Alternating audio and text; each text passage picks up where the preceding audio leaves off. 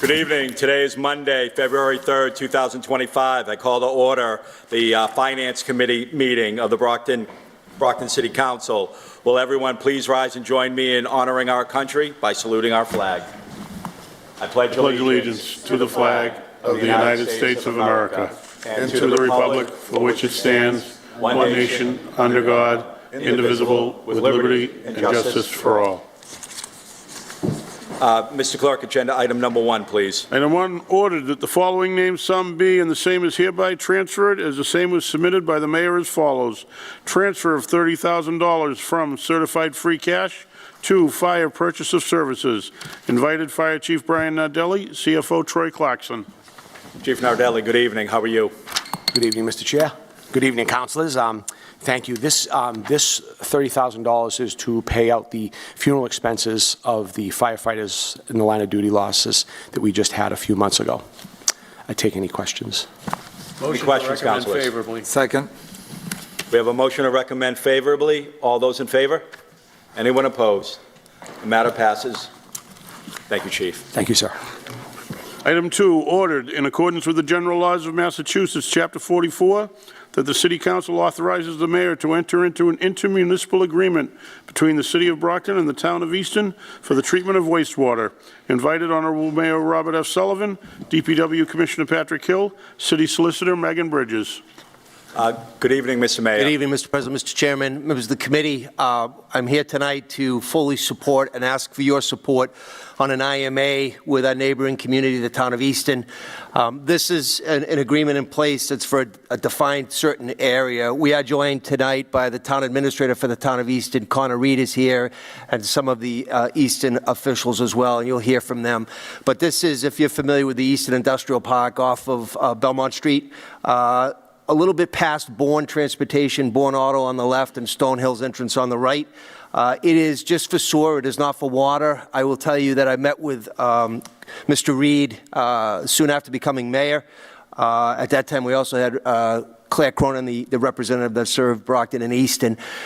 Previous mayor had told the town that they would not enter any agreement for sewer if they didn't buy water. My thought was, let's listen and learn and see if we can come up with a solution that's going to benefit the city of Brockton monetarily wise and also help our neighboring community. But I also made it clear at that time, and I've made it clear to each and every one of you, I am the mayor of the city of Brockton, not any other neighboring municipalities. So I wanted to make sure that if we did tie in with an IMA legally binding us, that it would not hamper our efforts in terms of our sewer capacity going forward. We have a lot of construction projects in the queue for the city of Brockton. We just talked about the fairgrounds. We have CSX. There's a lot going on. Thatcher Street's going to be another big one. So Pat Hill is here tonight, DPW Commissioner. He has assured me that the capacity for the Easton Industrial Park will not have any negative impact on the city of Brockton going forward for our development. Also from a monetarily standpoint, and I want to thank City Solicitor Megan Bridges. She has been unbelievable working on this. With a former solicitor, Kate Federoff, Attorney Federoff is representing the Town of Easton on this, and the lawyers have been working diligently on this. But the Easton will pay us about $900,000, a little under $1 million to be able to tie into this. Pat can explain to you the rate blocks and all that fun stuff, but I will tell you right now that I fully support this. I think it's really a wonderful endeavor that is a long time coming. It's not just putting money in our pocket as a municipality, but it also is helping Easton for their development in again a defined area within the town of Easton. So with that being said, again, I humbly ask for your support on this endeavor. Thank you. Thank you, Mr. Mayor. Commissioner Hill, would you have anything to add, sir?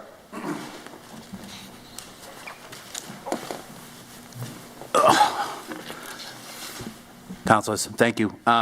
No, I mean, all I'll have to add is this is, something that we've worked very hard with our friends over in the town of Easton, and that I will say that this model with a mitigation fee attached to it is going to be the model that will be presented to the council, at least as long as I'm the commissioner. We worked very hard on that. Basically, what this means is that, the amount of flow that they're going to be sending us is that we'll be removing 4 times that within the collection system.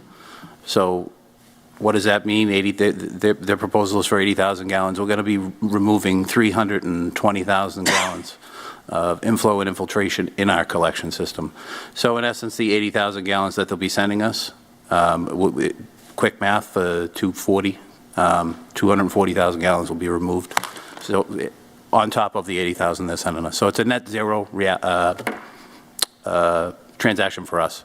It's very positive, and it's also being done in a way that the percentage of flow, and the percentage of flow also captures capital expenses that we may incur. So this will, we will never have to continue to renegotiate based on the amount of gallons, because it's done on the percentage of flow model. Great. Councilors, any questions for Commissioner Hill? Councilor Azak. Thank you. Good evening, Commissioner. Good evening. Just a quick question. I know the mayor said 900,000 plus coming in to the city. Is that just a one-time, or is it a year? That's a one-time mitigation fee, and that's based on the 4-to-1 ratio at $3 a gallon. Okay. Thank you. All set. Thank you, Councilor. Councilor Minichiello. Thank you, Commissioner, for the information. So with regard to that $900,000, is there any expense? Is that basically a net gain, or is there going to be That money will be used to fund a lining project, and the lining project will be used to remove I&I within the system.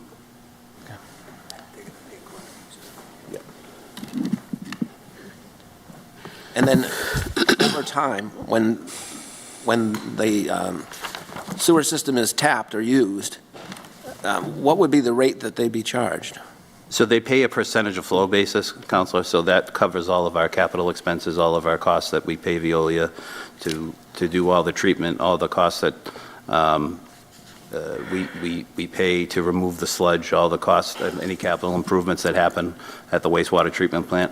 That's a model that we use with a lot of communities that send larger amounts of flow to the wastewater plant. That allows us to make sure that we capture all of the expenses that wouldn't necessarily be calculated in a gallon rate. So is this an identical rate that we are entering into that's been in effect with other communities? Or Yes. Is this? Yes. Okay. I guess the question is it time to look at the model and see if there's a more beneficial model for Brockton? Well, I think that's where the mitigation fee comes into play, Counselor. The fact that we're removing 4 times the amount of sewer that's being sent to us ultimately benefits the city and the collection system. Thank you. Thank you, Councilor. Thank you. Before we get to you, Councilor Farwell, Madam Solicitor, will you have anything to add?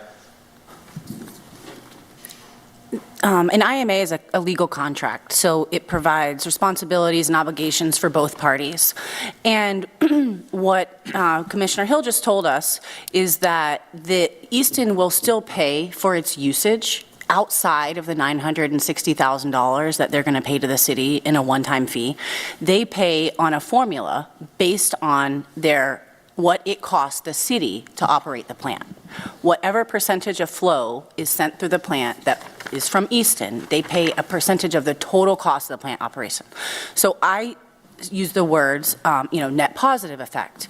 The I&I project tells me that money is going to be utilized for a lining project for our sewer infrastructure. So instead of water creeping in that we still have to process at the plant that goes against our permit allotment, we'll be able to take it out because it's not actually sewerage. It's rainwater or it's stormwater or all these other things that I don't necessarily know about.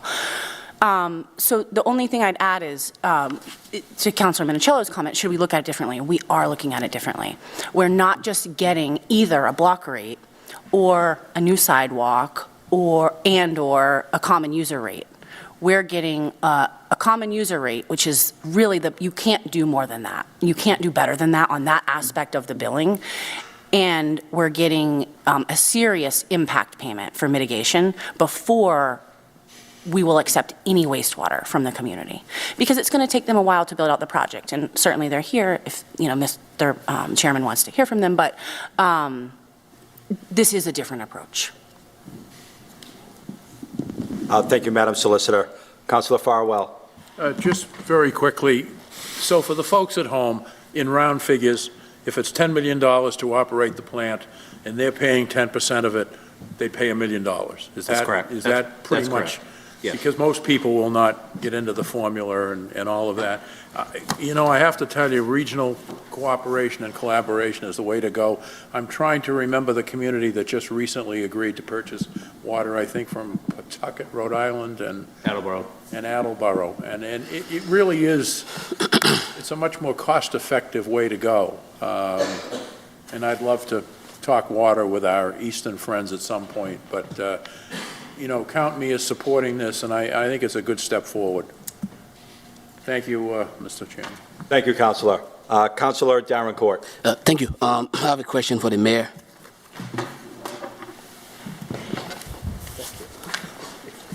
Councilor.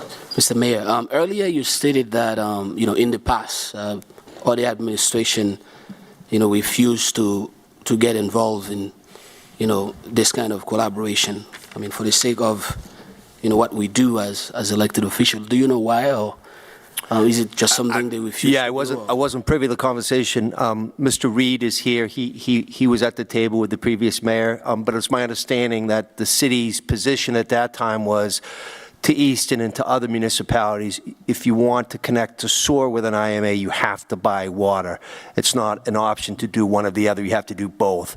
And the town wasn't in the position, or wasn't in the need at that point, so the city kind of walked away from the table. That's pretty accurate?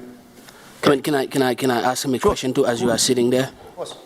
I mean, I just want to, for the record, I will support this, but, the fact that you acknowledge it, obviously, we got a couple mayors in the past, so given the fact that you are the mayor right now, obviously, you get to make that call, but I'm assuming, if, the past administrations, came up with this kind of, how do I put this, approach, there must be a reason why they wanted it. Obviously, we do have water, which we bought. Obviously, we can definitely sell it, but, what was really the reason why they want to buy, not just they want Easton to buy water for us, from us in order for us to do this. But as of right now, water is not on the table anymore, but we're just going to make that deal. So what was this conversation, man? Sure. Thank you, Councilor, and thank you, Mr. Chair, for inviting us tonight. So I'll start by saying those conversations were many, many years ago, so I certainly don't want to misquote the late mayor. However, I'm happy to restate my recollection of Easton's position there, which is that for years the city has, when making these regional infrastructure deals that are important for the neighboring communities, but of course having to make sure that Brockton's interests are served and protected, one of the things was that kind of coupling of sewer infrastructure with water. And so Easton has, not for desire to not be a good negotiating partner, but for the similar interest in that, I will recall that exact quote of being told in the mayor's office, I am the mayor of the city of Brockton and not neighboring communities. We need to make sure that when we're embarking on what can be $10, $20 million infrastructure projects, that they make sense against Easton's existing capital program. And in Easton, our water supply is stable, and we have had to invest north of $20 million in PFAS treatment for our system. So we have many multi-decade commitments already to our water system. We are not in need of additional supply. And where we are really lacking from a kind of infrastructure portfolio is in sewer. And so that's where Easton's focus has been. And I think as the administration has touched on, one of the differences that perhaps we could look at as breaking the log jam is the mitigation payment that Easton thinks is completely reasonable to the city, that we would work, having not had an offer there for a purchase of water capacity, to make that capital payment to the city to remove 4 gallons of infill and infiltration for every 1 gallon that we send. I mean, it's like the reason I ask you and the mayor the question is the fact that obviously, we have a contract with Aquaria, and obviously we do have the ability to sell, right? So if there's any opportunity whereby we can actually make some money out of what we have, I mean, why not? So technically, based on what you stated, obviously Easton is not, Easton does not have any necessity to buy water. So I was trying to understand, like, if, there was a necessity, and also if you guys were buying it from somewhere else, but given the fact that you stated, Easton doesn't have that necessity. I mean, obviously the city of Brockton has to have, their source of water, by state law. So part of that reason, as we speak, as you probably know, we have that contract with Aquaria, which is, a lot of money. And obviously, for the past many years, we haven't been able to actually sell it to any community. And I'm hoping that, in the future, hopefully we'll have an opportunity whereby we can sell it to, anybody who may want it. Why not make some money out of it? So in my view, if there was a necessity for Easton, to purchase water and purchase it from somebody else, I would have said, why not us? Why not, buying it from somewhere else whereby, we can actually do that. So with that being said, given the fact that there is no need for it, and I would be more than happy to support this. Thank you, Mr. Mayor, and thank you, man, for your statement. I appreciate it. Thank you. Thank you, Councilor. And, excuse me, just for our record, if you could please give your full name and your title. Sure. Thank you, Mr. Chair. My name is Connor Reed. I'm the Town Administrator of Easton. Get that, Madam Clerk? Thank you, sir. Thank you for your comments. Thank you, Mr. Mayor. Thank you. Councilor Griffin. Oh, thank you, Mr. President. Commissioner Hill?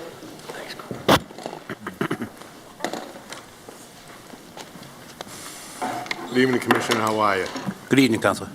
Good. I know you spoke about the demand for water and sewer with Easton. Are there other municipalities that have approached you? Both for water and sewer, yes. Yes. We're not currently in any form of negotiation with any of those communities. There seems to be a general interest out there that they're looking for water and sewer. For water and sewer. Sewer obviously is one of those pieces of infrastructure that many people cannot get. It's not cheap to build a sewer plant. It's not cheap to permit a sewer plant. So sewer is probably, at a premium. The town of Avon has asked repeatedly for an allocation of flow. I do have a meeting next week to begin some discussions with them just to see what they're looking for. But I know East Bridgewater will be looking for a future allocation at some point. We did just enter into an agreement with them. But it's important, as we move forward with all these people to get this mitigation fee, because, the more we can improve our system and cut down the I&I, and the more we can help our neighboring communities, the better off the enterprise will be. I guess my next question is, with this demand, because with sewer, there's water usage also, and with water, there'll be some more usage.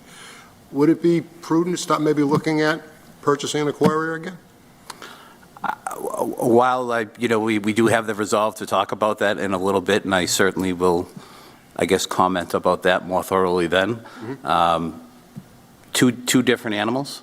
The demand for water in this region is very, very high, and that's based off of PFAS. And I think the town administrator just spoke about how much money that they had to invest in a PFAS plant. Now, certainly the presentation will be made very shortly that the Aquaria plant provides PFAS-free water. So.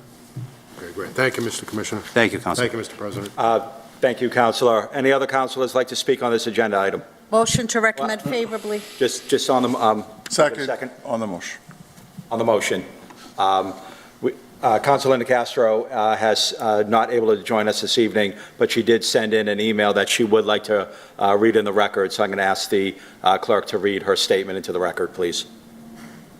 Councilors, I am unfortunately unable to be present for tonight's Finance Committee meeting. However, I wish to weigh in on the proposed intermunicipal agreement with the town of Easton. It is intended to provide sewerage services to allow expansion of the Easton Industrial Park. Easton may seek more gallonage in the future that Brockton doesn't have to agree to, and I like that it is not for housing. The one-time inflow and infiltration mitigation payment is fair, as is apportioning AWRF capital improvement costs. Since the AWRF property is located in Ward 4, I have become familiar with its operations and costs of operating. Speaking with Commissioner Hill today, I confirm that system capacity is 18 million gallons per day, of which about 16.8 million gallons per day is being used by Brockton, Whitman, Abington, users like Stonehill College and others. The system has capacity to enter into this agreement. While I do not consider this to be the economic development in the traditional sense, I support offering excess capacity at realistic costs for use by the abutting communities. I support this agreement and plan to vote favorably on it next week. Thank you. Thank you, Mr. Clerk, and thank you, Councilor Nicastro, for sending that email in. We currently have a motion that's been seconded. All those in favor of favorable recommendation? Anyone opposed? The matter passes. Thank you, Commissioner, and thank you, our friends from Easton. Item 3. Yes, item 3, please. Order that the following name sum be, and the same is hereby transferred as the same was submitted by the mayor as follows. Transfer $6 million from the stabilization fund to non-net school spending. Invited CFO Troy Claxon, Honorable Mayor Robert F. Sullivan, Superintendent of Schools Priya Tahiliani, and any staff members as needed. Tony Rodriguez, Vice Chair of School Committee. TJ Plant of Open Architects. Councilors, Mr. Plant is available on Zoom if you have questions for him. Councilors, Superintendent Tahiliani informed me that she's unavailable tonight due to prior family commitment, and I know school member, Vice Chair Tony Rodriguez is at his son's championship basketball game this evening, so they will not be joining us tonight. But Mr. Mayor? Thank you, Mr. Chairman, members of the committee. I also do want to recognize school committee members Judy Sullivan and Tim Sullivan have joined us as well this evening. For being here. So what is before you, we'll just have to go back to last June. As you recall, last June, the budget that I presented in conjunction with the CFO was an $8 million figure. And the legislative process, that was cut to $11 million. And as I recall, the legislative body, the City Council, said, if you need additional funds, come back to us and explain what cost containment measures you have done since that time. Before you tonight is a request to take $6 million from the stabilization. Again, it is a supermajority vote that would need to be taken tonight. I will tell you that we had a meeting 2 weeks ago. As you recall, we were doing quite a few of these last year with the Secretary of A&F, Mr. Gorkowitz, and also Mr. Cronin from DOR, and then the most recent one, it was Bill Bell, Mr. Bell, and Jay Sullivan, Mr. Sullivan from DESE, specifically asked us when we were going to put this before the council, and we expressed that it would be tonight. I will let Troy explain to you the ramifications if it doesn't get passed. If it doesn't get passed, it's my understanding the city is on the hook to pay it anyhow. We would have to come up with a mechanism to pay that. But again, what is before you tonight is a request to take the $6 million that was put in stabilization, and I want to thank you at that time, and I know I did thank you. I just want to reiterate, if it wasn't put in stabilization, it would have went to the general fund, and then we would not have been able to utilize it for this endeavor. Again, the transportation costs are a great concern. As you know, there's been an audit that is seeing what could be done from the school side. We have been working diligently with Mr. Plant. I know TJ Plant from Open Architects is on tonight, but at this time I'm going to pivot over to the CFO who can share some other thoughts about the $6 million request this evening. Councilor, No. sorry. No, please, unless you had a question directly for the mayor or? No. Let him go. Okay. Mr. CFO. Thank you, Mayor, and thank you, Mr. Chairman. So, as always, I sent you a detailed memo on Friday in anticipation of this meeting, which I think provides some of the background, certainly reiterates what the mayor just said.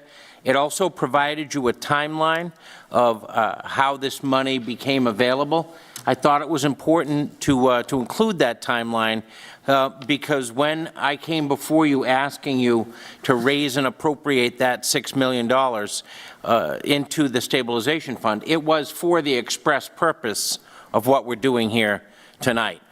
So we placed the money in the stabilization because you had reduced it, because you had what were and are legitimate concerns about the practices in the transportation department. But I can tell you that since that time, and since the arrival of Dr. Tahiliani, the school department has made a consistent and a concerted effort to improve their processes.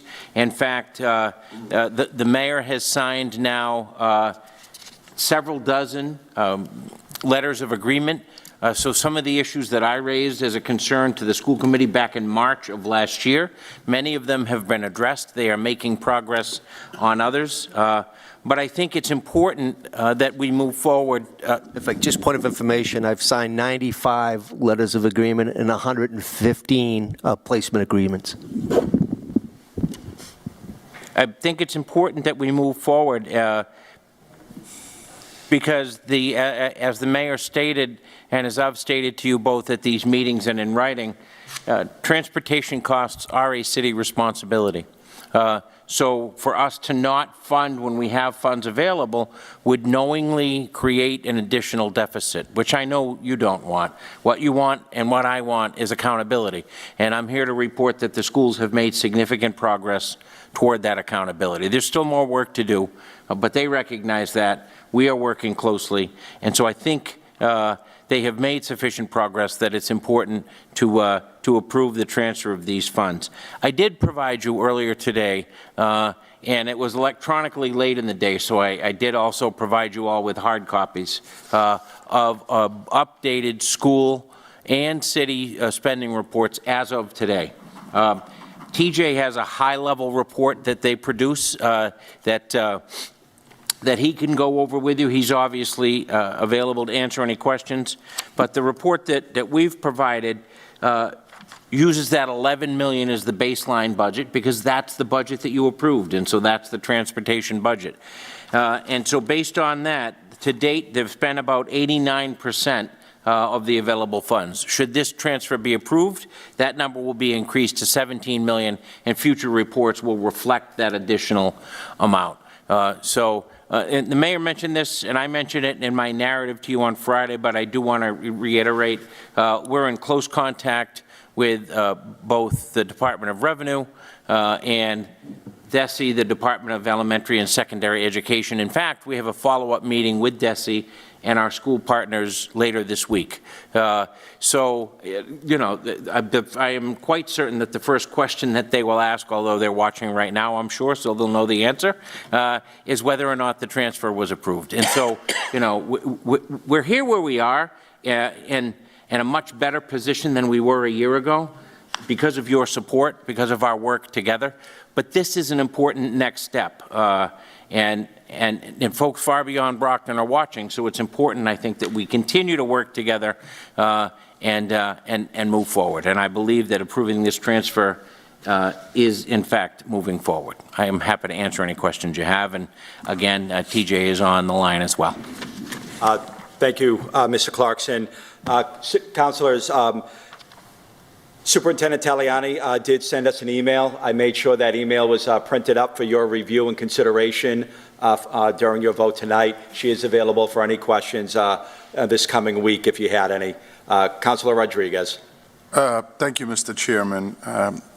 Dr. Clarkson, the mayor mentioned that there were some cost containment put into play.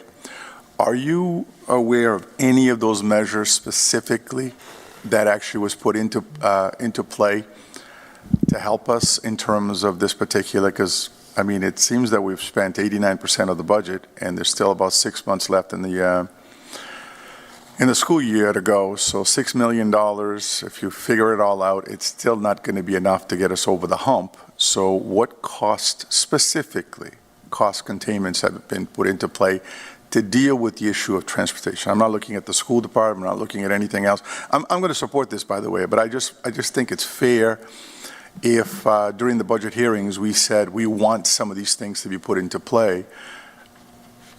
Happy to answer that, and it's an excellent question, Councilor. So I would say probably the most important and the major event that has occurred, if you remember when we discussed school transportation at prior meetings, I raised a concern, not only here, but at the school committee at that meeting back in March, that special education transportation was being contracted by these letters of agreement that we've heard a lot about, and they did not have any specific terms or any fees identified. And the new ones that are executed, and by the way, are executed, as the mayor mentioned, by the mayor, include a description of the services to be delivered and the fees. And that is a significant cost containment measure that is actually defining what those contractors can charge the schools. And I know that they have undertaken the transportation audit that was requested by me and by this council.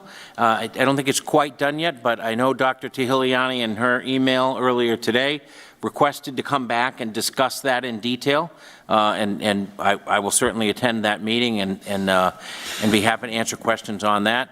But that one step alone, Councilor, I think was a huge step forward in containing those costs. I believe that there are still steps that could and should be taken, including exploring whether or not to move back to a contracted model for a service delivery or some sort of hybrid model. We've even talked about, because the city owns the buses, maybe there's a contracted model where a company comes in and runs the buses that we still own. There's lots of ways to skin that cat, but again, I do want to say that that the superintendent and her team are looking at those options.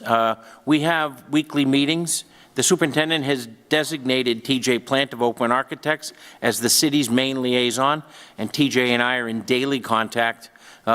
So, you know, I think there is accountability and regular communication, and certainly, obviously, with your consent, Mr. Chairman, I think TJ can offer even more specifics about the work that they're doing to contain costs. Mr. Plant, if you can hear me, please, if you want to present, please do so. Sure. So, yeah, the school department's taken a number of steps with the private providers, trying to make sure they're getting the lowest cost for getting the students to and from their programs. And that is yielding some fruit. It's not getting the most, you know, you're getting savings, but you're not getting the savings that this body hoped that they would get. But it's a good step in the right direction. And also, the superintendent and I met with TAS, which is the audit, or the firm that's been doing the audit, and they're actually agreed to help Brockton schools look at different models and whether or not we go out to bid to see if, I'll say First Student or Durham or some other bus company, but definitely that is on the radar, just to have that data in mind. The important thing related to the transportation is that there's a number of lines running a deficit, and as of today, we ran the numbers, and there's $400,000 left overall. I mean, there's money in different line items, and I can show that if that is of interest of the committee. But there's $400,000 left until this transfer happens. Thank you, Mr. Plant. Councilor, you still get the floor. Well, that's the reason why I brought that up, because according to my calculations here, we still have about five and a half months or so left in the school year. And if we have spent basically around $11 million in transportation in the previous months, it means for the 5.5 months that we have left, I don't think $6 million is going to be sufficient to cover the entire transportation for the remaining of the school year. So, Dr. Clarkson, what are your plans to come up with the balancing funds to finish the school year? Councilor Rodriguez, Yeah, go ahead, sir. President, I just want to clarify something, if it's okay with you. Please go ahead. Okay, so the $11 million that was appropriated, a little over $1 million went to the community schools as non-net school spending eligible, so it left the city with 9.9 for transportation. So you're adding $6 million to this if you approve the transfer, and it is not sufficient to finish out the school year. And I know the question's going to go to Dr. Clarkson on this one, but we are in constant contact trying to determine the best way to go about it. But right now, the cash flow need is real. Okay, so, Mr. Plant, the 6 million plus X, what is that X for the remaining of this fiscal year? We're still looking at it, trying to determine. The biggest question is how, like, I know we've talked about blanket purchase orders being utilized, and they haven't been, so we just need to get a sense of what invoices may exist out there that we're not aware of. And we asked that question to the transportation director.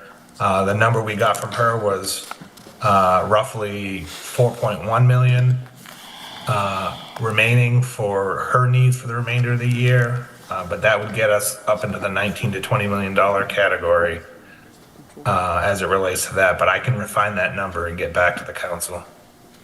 Well, that will be helpful, to be honest with you, because I don't think we have enough funds to to cover this whole thing for the entire year, and I'm not exactly sure where we're going to get this money from.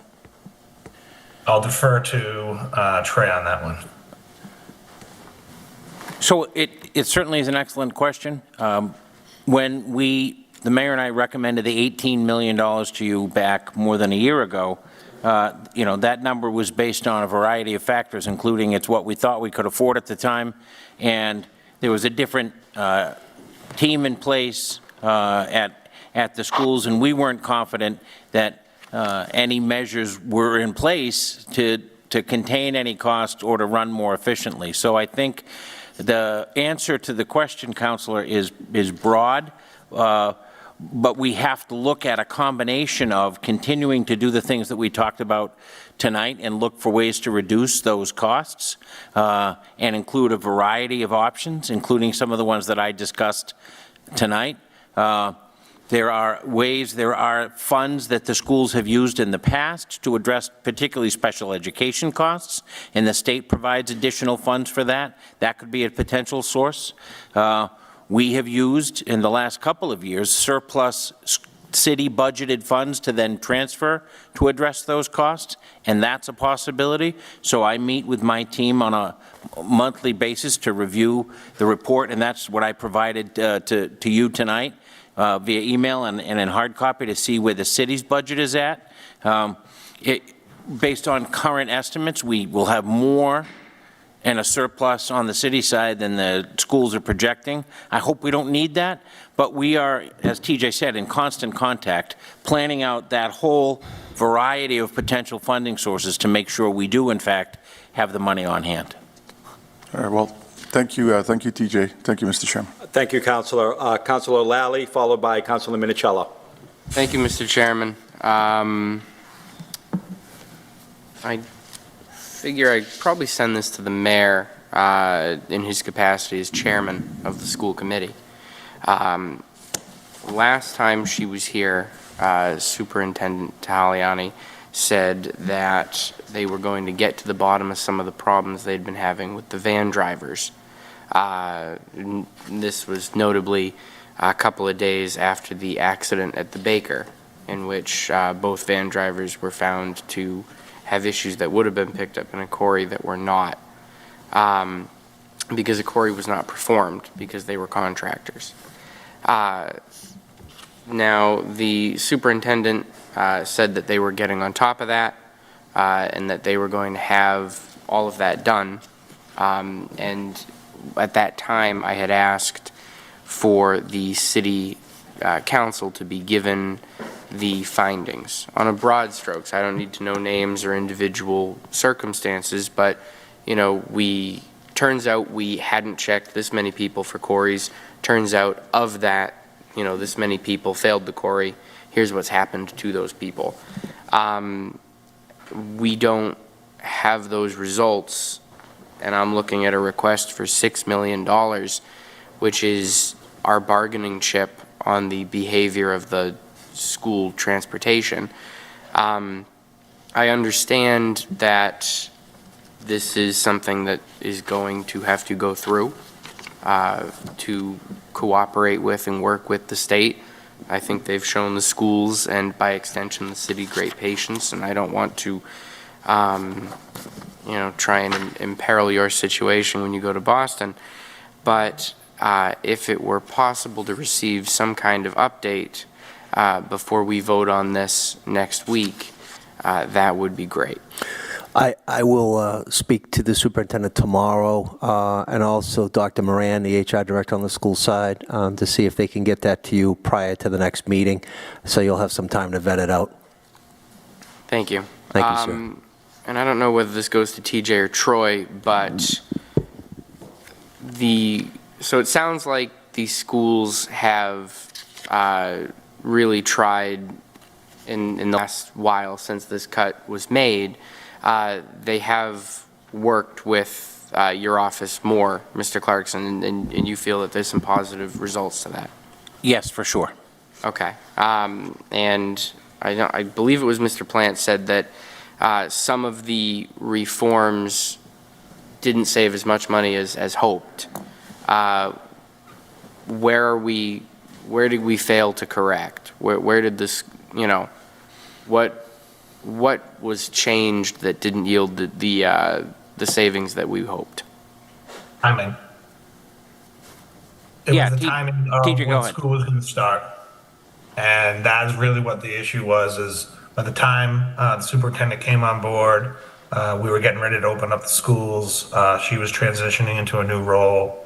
And we were fearful that we would not get students to and from school and to and from their programs. Okay. And so we did all the adjustments we could make based upon what we could do at the time. Okay. The fact that this is, even with this money, the transportation is going to come up short again is tough. I know that, this cut, I offered this cut, working with my colleagues, we were able to get it unanimously sponsored in the budget, and that, I'm happy, has yielded some result, and, I'm happy to see that the schools are chipping away at the problem. I'm just hoping that next fiscal year, with a clean start, with the reforms in place, we might be able to have a healthier transportation budget. How, and this is for TJ and Mr. Clarkson, if you want to jump in, be my guest. How do we still have, or how do the schools still have outstanding invoices? Are they new invoices that, the systems are still being put into place, or how do we wind up with this? So my answer may not be the most popular answer, but I know Dr. Clarkson and I have been talking about blanket purchase orders to encumber all the costs associated with a vendor to bring students to and from where they need to be.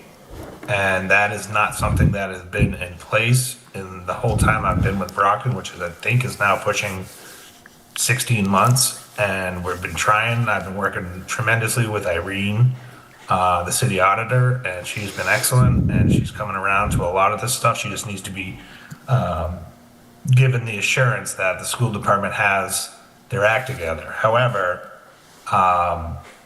we are still coming up with some invoices that I think are being tracked on what we call shadow systems, which are just spreadsheets, and not in Munis. And I think the healthier way to go is to go into Munis and do a blanket purchase order and then liquidate against that and do an encumbrance and then liquidate against the encumbrance. So I just don't want things to pop up on us, but I think from what I understand, Jen Perez has a pretty good handle on what's out there, and that's what we asked her for this week or last week, and then we were presenting this week. So I think we have the totalitary or the total amounts that we need to kind of finish up the projection. Okay. Yeah, so makes sense. It's just an extra step. It's just an extra step that doesn't need caution. to be. Yeah. Okay, thank you. I guess the last question, I'm going to bring it back to Mr. Chairman. The agreements that you're signing. Yes. For the contracts, for the vans and everything. They're better spelled out. They make more sense. There is some sort of, what I want to know is, what are we talking about in terms of uniformity? Is everyone being paid the same way, per mile, per hour, et cetera? No, so I'm the last, under the law, I'm the last, as mayor, I'm the last person to sign it, but I, again, have to give a shout out to Megan Bridges and to Kayla in the law department, and then Kim Tsai on the school side, who is also a lawyer in the Commonwealth. In the past, as Troy said, there were not even hard dollar amounts stated. So it is more uniform now. There's the dollar amount stated, there is a indemnification where there's an insurance naming the city of Brockton as an additional insured. That never existed before as well. It is signed by the school personnel, and then I ultimately am the last person to sign it. So in the past, that didn't exist, and it was carte blanche, right? People just charge what they charge. This is a set figure. It's been vetted out on the school side. It's been vetted out by law, and then it's brought to me to sign. And as I said, I've signed 95 of these letters of agreement, which are deemed as legal contracts for transportation. But I also just want to say I was at the MMA conference on Saturday with 25 mayors and the lieutenant governor, and every single mayor was complaining about transportation and sped costs on the budget. So it's not unique to Brockton, but I will say the placement agreements that I've signed, 115, are for sped students. And again, prior to the legal people getting involved, that was never brought over to City Hall to be signed. So from a legalese, we're checking the box, we're making sure that it meets all the standards of the law, and it's also having hard dollar amounts stated within it. Thank you. Yeah, as we are very lucky to have a lieutenant governor who has such municipal experience. I haven't forgotten the stage watching. No, I mean it though. But should we strive to reach more of an organized pay scale, some sort of, you have this van, you go this distance, you get this much money? Because it seems like we're still missing the uniformity a little bit. We're getting better, as you said, but we don't want to let this money walk out the door. No, I concur with that. I know I can't speak for the superintendent or her administration, but it's my understanding, and I know TJ and Troy can concur with this, that they're going with, in essence, the lowest dollar amount for transportation. Now, distance creates an issue, right? If you have to take a kid up to Worcester or something like that, but the dollar amount stated is the hard dollar amount. So, we as a school committee, including both Judy and Tim that are here, going into the budget cycle, which we'll be beginning soon, we need to look at everything you're talking about, Councilor. I concur with that. Thank you. That's all I had. Thank you, Mr. Chairman. Thank you, Councilor. Councilor Minichiello. Thank you, Mr. Chairman. Good evening, gentlemen. Hey, Councilor. How are you? Good. When the schools were before us, we obviously saw that there were some decisions that were made that contributed to the increase in cost for transportation. And we made some suggestions to try to assist the school department with regard to certain areas that they could save money.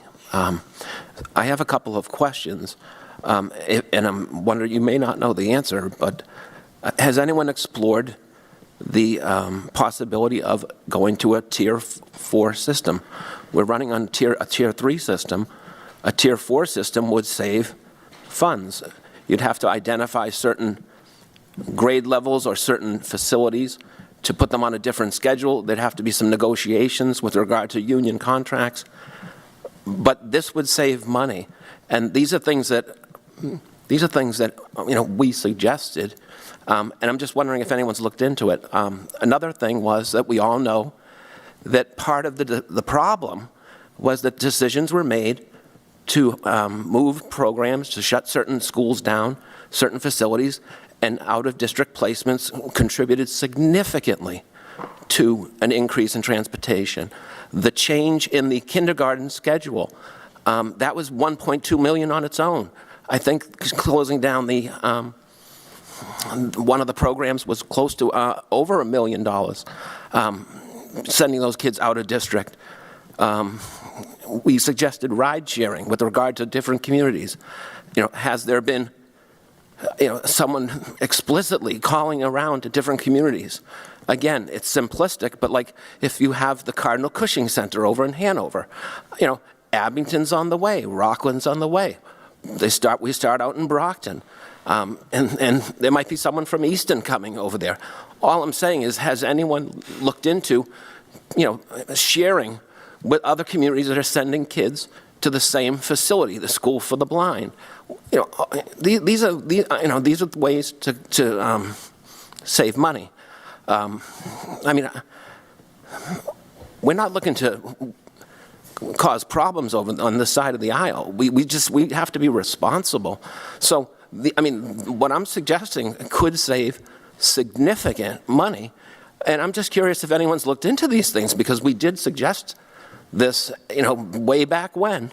I'm glad, Councilor Rodriguez basically said, what are the, cost containment measures that, Mr. Mayor, you mentioned? I'm still a little fuzzy about what they are. The contracts with regard to these individual drivers, we all know they were so beneficial and open-ended, they made no sense whatsoever. So I'm curious if we have, like someone mentioned, I think Councilor Lally, is there a uniform payment structure in place for these different vendors? Because just driving around the city, there's been an explosion of the small school buses over at the fairgrounds. Since I left the school committee, I think it's close to doubled the small buses, the special ed buses, compared to the large school buses. And then you also have, I've never seen more in all my life, those little private vendors driving around the city. I'm concerned that there's been, to me, an explosion with regard to transportation. And I understand that other communities are definitely in a similar boat, but what is causing this increase in transportation? Because it's just gone from, it's more than doubled since in the last 5 years. At that rate, this is not just a sort of a small increase every year covering the normal increases in contracts. To me, there's something more going on in terms of decisions being made that are causing some of these larger increases. So, I'm just hoping that someone is looking at these things, and there are ways to save.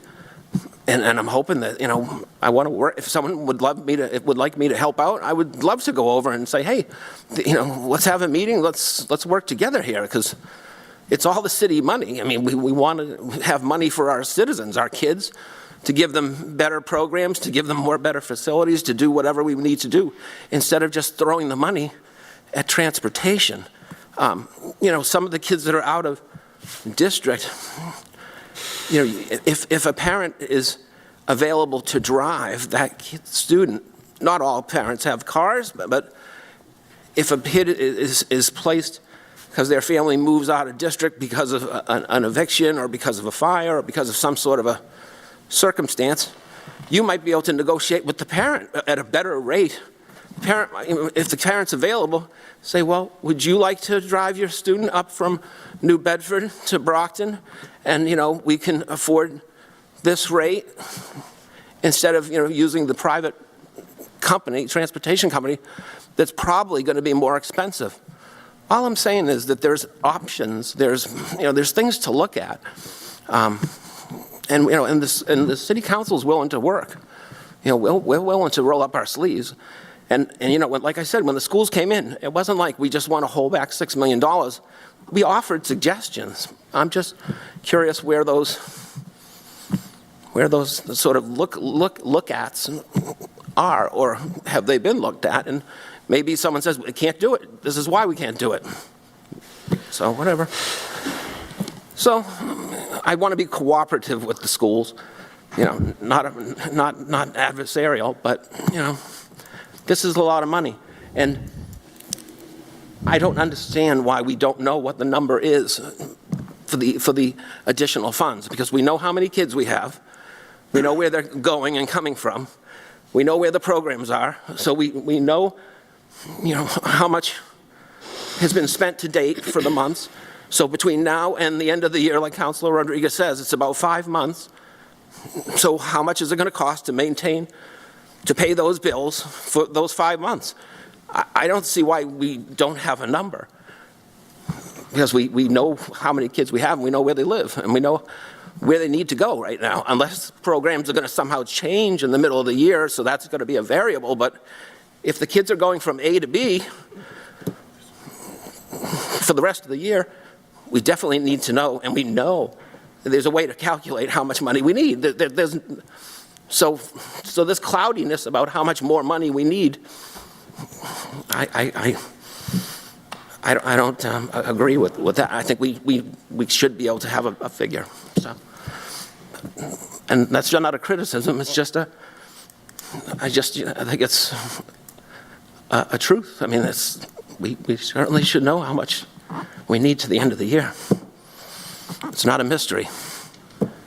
So, Set all, Councilor? I'm good. Thank you. Okay. I guess that's a question, a big balloon of a question. Thank you, Councilor, and please feel free to answer. So and again, as it relates specifically, Councilor, to the Tier 4 question and the impact of some of the programmatic shutdowns and the numbers of small buses that have emerged, I've taken these all down, and TJ and I will work with the folks at the Transportation Department and provide specific answers to all of you so that you have the answers for that.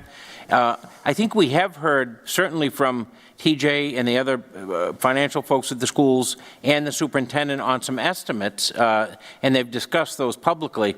I think the reason why there isn't an exact dollar figure is because of the efforts that they're undertaking to try to reduce some of those costs so that it doesn't wind up being an additional $4 million on top of, you know, the $17 million. And so, you know, I think that number has been discussed, but and I couldn't sit here a year ago and say this to you, but I think they're working hard to try to make sure that they increase the efficiency in an attempt to try to reduce some of those costs. Well said, Councilor? Yeah, I mean, I hope so. So what would you say the worst case scenario is? In addition to the $6 million, what do you think the worst case scenario is we would need? Just so that we all have So we discuss this on a regular basis, and as the person who really is the day-to-day point of contact for the schools for finance, I rely on TJ and Trish Boyer to provide that information, but I can relay to you what they've said to me. It's the figures that we've talked about, that potentially $4 to $5 million. So it could be $10 or $11 million. And I certainly hope that that's not the case, but if you're asking for a worst case scenario, I think that's the number. But TJ can certainly provide more detail on that. Sure. So I want to assure the City Council that the urgency is there and the conversations are happening at all levels at the school department on what options exist. And one is doing another tier start time. Another is talking about collective bargaining for the drivers because the contract, and I think that was provided by Dr. Clarkson to you folks. And so really everything, like the Brockton schools and transportation are going to look at everything to see what options exist and report back. We're waiting for the finalized audit, and we're waiting for TAS to give us a little bit of time to even go out to bid. So, but the urgency is definitely there. The school department has heard the council loud and clear, and there are a lot of things that need to happen, but couldn't happen based upon when the schools are opening up, that would need to happen over the summer before schools open again. And so this is the byproduct of that, in my mind, is because we didn't have the luxury of time to do a tiered start time, and changing a tiered start time in the middle of the school year would pose to be a huge challenge for families. And our goal is to educate students and make sure, having said that, having my city side hat on, the goal is also to save money and to maximize efficiencies. And that's something that the superintendent and I and Trish and Kim now are working on. So we heard you loud and clear. We're working on different options, and we're going to generate a list of options for you. And as Troy said, we definitely took note of the thoughts, and it wasn't lost on us when you said it before, and it's not lost on us now. I mean, I appreciate that. I do think that there could have been, or there could be something. I understand about the tier system. I mean, that definitely would change schedules, and there needs to be obviously negotiating with the unions. I mean, there's no doubt about that. But there were some negotiations, I think, that could have resulted in, to me, at least $2+ million without a heck of a lot of heavy lifting. But, we're willing to help on this side of the aisle. So, I mean, as Councilor Rodriguez said, I don't know where we're getting the money. Because, I mean, I just hope that people understand that, we do not have the reserves that we would want to have. And, you can't go into a budget a year and spend more than what you have. That's all, and we have a fiscal responsibility for the entire city and the taxpayers to balance. And both sides of the aisle need to make sure that we balance our budgets. So we're willing to help. Thank you. Thank you. Thank you, Councilor.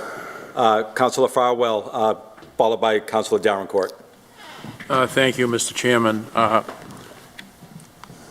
I wasn't going to get into too much detail tonight because I've looked at the financials and the money is needed. I mean, there's no question about it. So I certainly support it. The superintendent now has a contract. Hopefully she'll have some stability in her employment.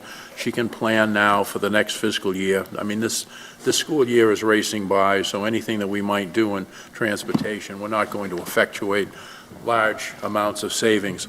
But I'm going to give you a laundry list of things that bother me. I received a call from someone about, well, actually it was the question that Councilor Rodriguez asked, but it came from another resident.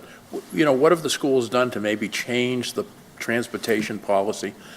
So I figured the best place to go would be to look up the minutes of meetings. And I just double-checked a couple of minutes ago. The last set of minutes, the Brockton Public School Committee, Brockton Public Schools, is June of 2024. We're into February, folks. Now, however you want to slice it, that doesn't comport with the requirements for the open meeting law as far as reporting out what you discussed and what was said and who voted. In addition, there's nothing there for all of the executive sessions, and you may only keep secret the minutes of an executive session until the purpose of the executive session no longer applies. So I couldn't even do any research because I didn't have access to any records. That's number one. Number two, their contract, and you were kind enough to send it, Dr. Clarkson, the contract for the school bus drivers, and they're a great group of people, by the way. I talked with many of them in the last couple of weeks. They're sincere, they want to do a good job, they want to transport the kids, but they're telling me that even they can't stomach some of the provisions in that contract. One of them is extra work. Let's say a kid needs to be picked up at the Arnone School and driven up to Belcher Avenue. Minimum 3 hours you have to pay for maybe 15, 20 minutes work. Number two, they're guaranteed 30 hours a week, if I have read this contract properly. 3 hours in the morning, 3 in the afternoon, 5 days a week. You know, the other thing that really bothers me, and I know Dr. Clarkson knows this, the town of Brookline where the superintendent lives, and by the way, I'm not beating up on the superintendent. She does need a chance to get that, to mold that group into an effective organization to address a lot of the issues that are of concern to us. But the town of Brookline is a leader in issuing open competitive bids for private transportation. Dr. Clarkson, you mentioned to the school committee in March of 2024 that they should be doing that. Dr. Cobbs was here during budget hearings in June of 2024 and said that that was in progress. To this day, I do not believe that anyone has put together an open competitive bid for special ed transportation for the next school year. And July 1st is going to be here before you know it. Someone should be working on it. And it doesn't matter that the schools don't have their own procurement person. You have Mike Morris here in the schools. They have their own legal counsel. They certainly could collaborate with other school districts and put together a bid document that we would be able to issue. And by the way, in March of 2024, that's when Brookline issued their bid. So they did it well in advance of the fiscal year. So we should be looking at the existing contract, try to save money. We should be insisting that we have open competitive bids for transportation because we passed an ordinance mandating that. And I'm willing to buy the fact that with all of what was going on between interim superintendents and selecting a new superintendent, it didn't get done for this school year. You know what? I can live with that. Stuff happens and you can't get everything done. But enough is enough because we're really getting to the point where we're losing control over transportation costs. And it's going to strangle us. And a couple of other things that I wanted to mention from talking to the drivers. At the Baker School, all the kids are transported in private vans. I don't know why. I don't know why we don't use any of our own vans.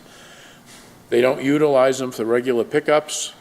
They took a wheelchair kid from a city driver and gave it to a private vendor. So now we're paying a private vendor to do what we used to have one of our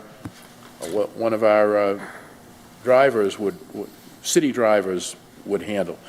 Monitors, apparently, they demand where they want to be picked up. I want to be picked up either at my house or at this parking lot or here and there. Well, you know, if you're a monitor, drive to where the bus driver is going to pick up the van or the bus, and that should be your reporting duty station. Pre-K routes are on private. Why? We have vans and drivers. And I don't know why, and I'm glad two of our school committee members are here so that they can kind of hear what's going on. There were 22 drivers out on Wednesday, January 22nd, 2025. Instead of splitting up routes, instead of saying, okay, I've got X number of people that did come to work, you're going to take on additional students. They just assigned them all to private transportation people and incurred those costs. And unfortunately, I don't get a sense that the people in the transportation office at the schools, and that was mentioned as a deficiency, if you remember, in the Nystrom-Beckman-Paris report.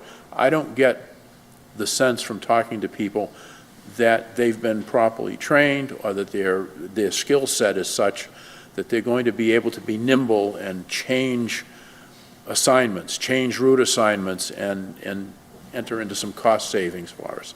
And you know, if we put people who aren't qualified in a position, we've set them up to fail, and that's not fair. That's our fault. And I'm kind of amazed, folks, that the same people are in the transportation office that were there prior to the report from the attorney coming out. I mean, I just don't understand that. So I guess in a long-winded way, Dr. Clarkson or Mr. Mayor, where are we with following the ordinance and for the next fiscal year issuing open competitive bids for student transportation services. Thank you, Counselor. That same night, it was at the unknown school that Troy said, blow up transportation. I made a motion as chair of the school committee, and we took a unanimous vote to direct the then acting superintendent to put out an RFP, and it never happened. I will tell you that Mike Morris is on a transportation call with us that the president joins.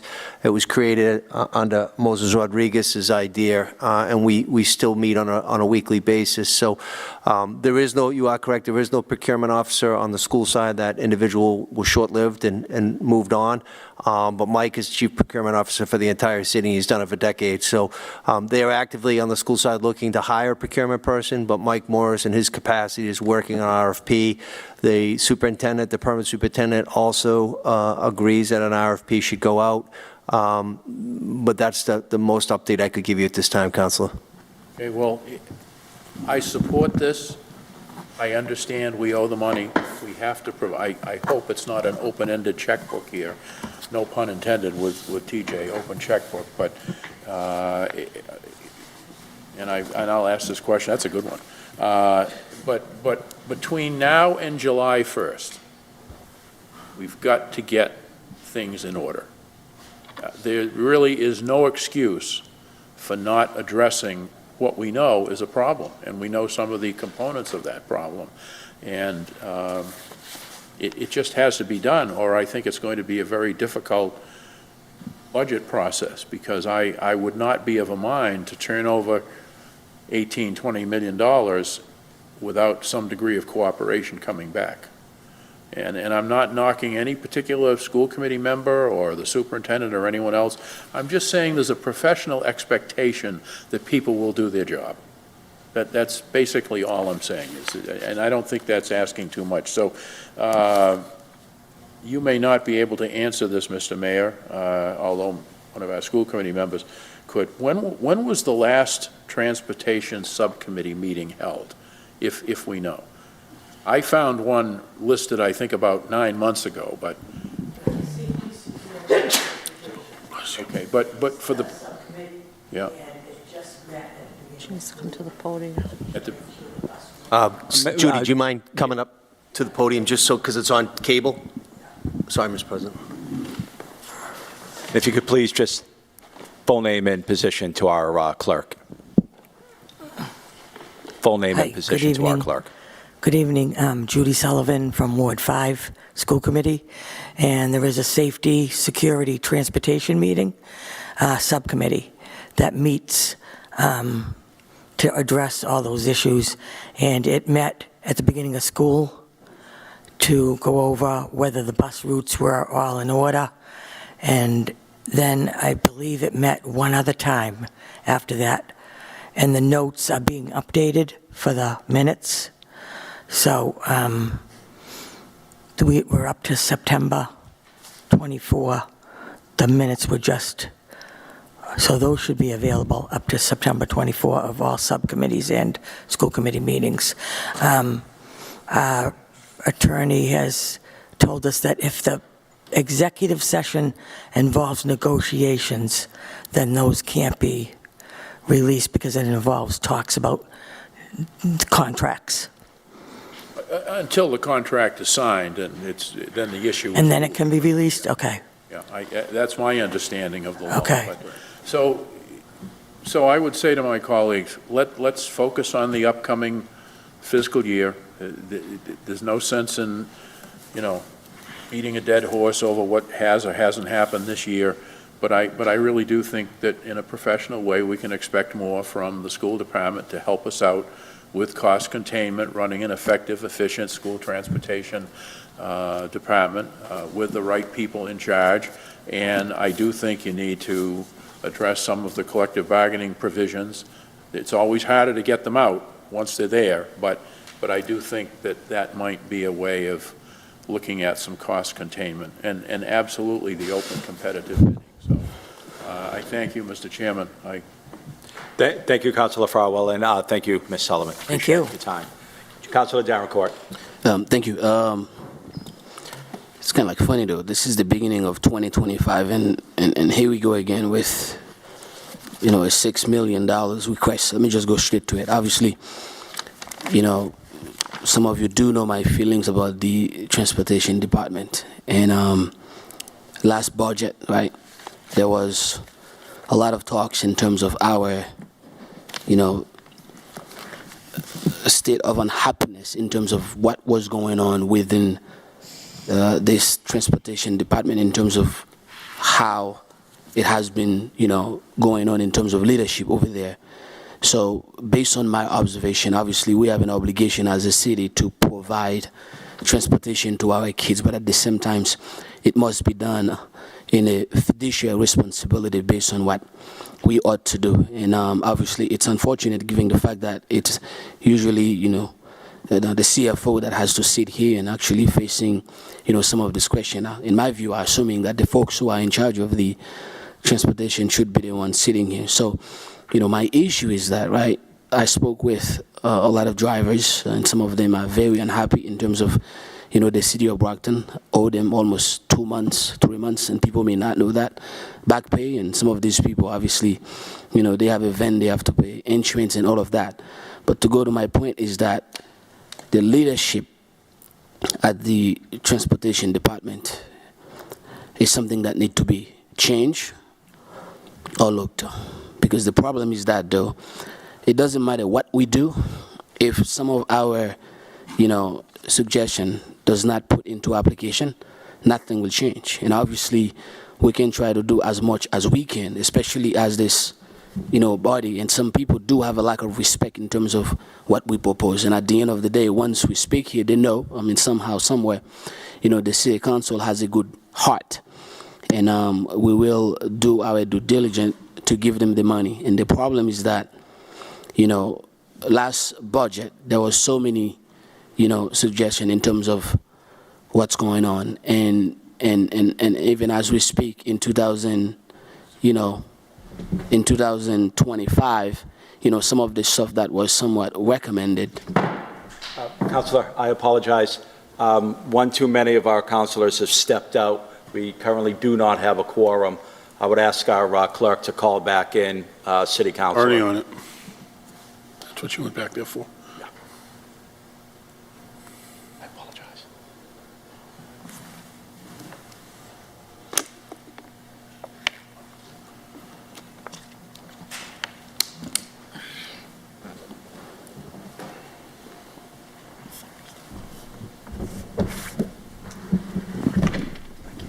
Councilor, please continue. Thank you, Mr. Chairman. And, you know, during the budget, some of us was obviously, I mean, I don't want to say mad, but really worried about, you know, the future of this transportation department. And it's not news to us that we all know that there's a lack of knowledge and ability to do the job effectively. And obviously my colleague, you know, Councilor at Large Win Farrell just stated it. And, you know, when you put people who are unqualified into qualified position, you know, the best that you can expect is a recipe for disaster. And obviously, you know, you cannot micromanage. That's why you trust certain people to take the lead. But at the same time, I feel like there's a lack of respect in terms of, you know, what we propose. I don't want to say propose, but what we suggest, Council. You know, the gentleman from Ward 1, Councilor Minichillo, had a lot of, you know, points in terms of like what he believes at that time that can be implemented. And obviously here we are in 2025, you know, none of these things has been done. And what I would like to see is that I would like to see, you know, especially if, you know, whomever was here during that budget time, to review those meetings and give us a report in terms of like some of the stuff that was said in this chamber and whether or not they put them in application. Because the problem is that we cannot be just a place to give the money and nothing we said even put under consideration. And at the end of the day, us as City Council, when we, you know, take that vote, we take that vote on behalf of our resident, we take that vote on behalf of our students, and we take that vote on behalf of our city, because at the end of the day, we do have an obligation to, you know, do what we have to making sure that these kids are going to school on time, these kids are coming back home on time. but there are so many things that we can do. And obviously, the gentleman from Ward 1, acknowledged that, maybe we can even look at, whether or not we can have their parents drop him off. Maybe we can get a better deal. And, to acknowledge what he said, I have never seen that many small vans, in the city of Brockton, even way before the city, purchased that transportation, department. I think that giving that many, which is okay. I mean, at the end of the day, we gotta give business to people. But, before, we had a transportation department, which was not owned by the city of Brockton, but, was doing business with us. But I don't remember seeing, so many, small vans. I mean, private company, going crazy all over the city, trying to, help out. I appreciate their willingness to do so, but I'm assuming there might be a vacuum where people, hey, man, listen, there's so much money to be made and there's a loophole. Why not join the board? So I think there are so many things that we can look into, especially you as the mayor and, of course, the CFO. I mean, you're going to, so you're going to take the heat because if for people who may not know that, okay, this is a department on its own whereby they have a budget through the school department, you're going to get blamed for it. And when you sit here, listening to all of us, complaining about our state of unhappiness in terms of what has been going on, it's not fair to you. It's not fair to you because, obviously, as the CFO, you do have the knowledge and the capacity to take a look at the numbers. But if the people over there are not spending the money effectively, and if the contract are not being propose, effectively, I mean, you're going to have to face the consequences. And the things that, though, to give credit to the gentleman from Ward 1 again, we spoke about miles, we spoke about distance, we spoke about, tier 4 and all kind of stuff. And I don't think none of these things has been put into application. And obviously, we do have a new superintendent, but it doesn't matter whether or not we have a new superintendent. We do have a transportation director who has been there, and that person hasn't, either moved forward or moved backward. That person's still there. So it is that person's job to, take what we are saying into consideration and bring it to whomever that person needs to be. So for me, I will support this, and, because I think that it is our obligation to making sure that, we have enough money, whereby we can do what we have to do. But at the same time, I am sick and tired of just like voting, on giving money without any, accountability. We must have some kind of accountability. And in 2025, I mean, during the budget time, I will do my job to making sure that whomever comes, through that department understand that this is not a joke, okay? So when you come in front of the city council and present your budget in terms of like the funding for the school, we are not expecting to vote on millions of dollars just for the sake of taking it and spend it any way you want. There must be a way of spending money. We have a fiduciary responsibility when it's come down to the taxpayer. And at the end of the day, I don't think and I don't believe that the folks in the leadership at the transportation, department, are doing that because, I'm hearing a lot of things, and some of them probably don't take this council seriously. And even though they know that we say no, and they know that we are mad and all of that, they do expect us to go and vote yes on whatever request that they have. So. And again, I apologize to the CFO, for actually, sitting here and listening to me, complaining about it. But, there's so much that we can do to spend that money effectively. Yes, we have to send this kid to school. Yes, we have to pick them up. Yes, we have to making sure that they go to school safe. But at the same time, we got to making sure that the people or the drivers or the contractors, the vendors that are doing that service are doing it accordingly, because we don't want to deal with people not having a license to drive. I mean, that's unacceptable. That's unacceptable. Like, how could you possibly take somebody's child and put them in a car with somebody who doesn't even have a license? You understand? And without that accident, we wouldn't know. And at the end of the day, these are the things that we have to pay attention to. And these are the things that, you can't do this every single day. You cannot go out there, and ask them, let me see your driver's license. It is the job of whomever in charge of the transportation department. It is their job to do this. Obviously, people are going to blame X, Y, and Z, but that's why you give that job to somebody, to making sure that whomever is driving my child, is somebody, number one, who has a license, and number two, who take the training, and number three, who can actually drive safe on the street. Because with all these vans going on the street, you have a lot of people who do not have a license. And just because you have a permit doesn't mean you should drive it. And somebody told me so recently, sometimes, yeah, they may have a driver with a license, but if that driver is not there, there's a backup driver. And usually the problem is that that backup driver may know how to drive, but they do not have a legal license.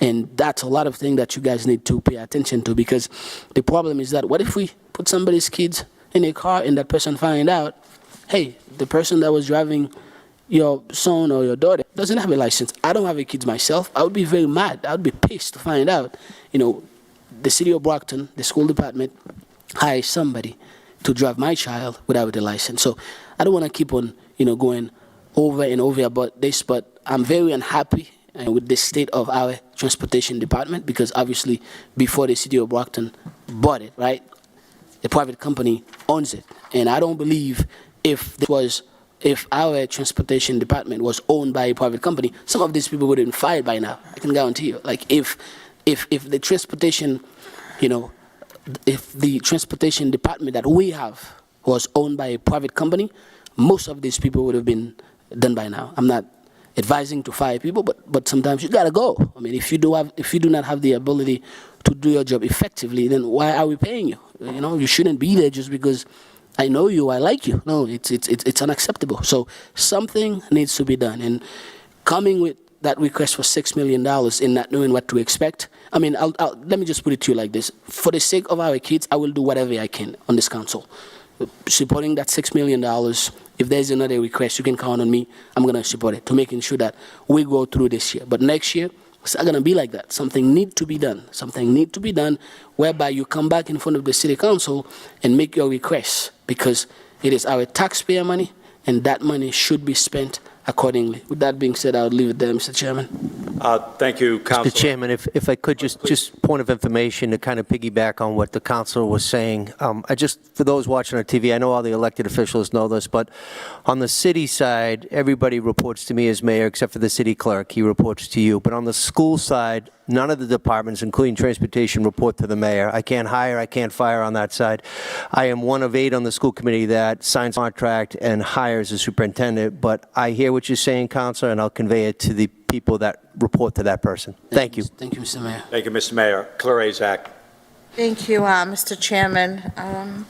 So I'm going to try to keep this short. I'm not going to repeat what my fellow councilors mentioned, but I'm going to go back a little bit to a comment that was made by Mr. Plant, and which really caught me off guard when he said that he doesn't know what the number of outstanding invoices are out there. And I know Mr. Clarkson answered for that, but I actually would like to hear from Mr. Plant, because we pay him and his company a lot of money, and he was brought in so we don't repeat the same mistakes. I fear that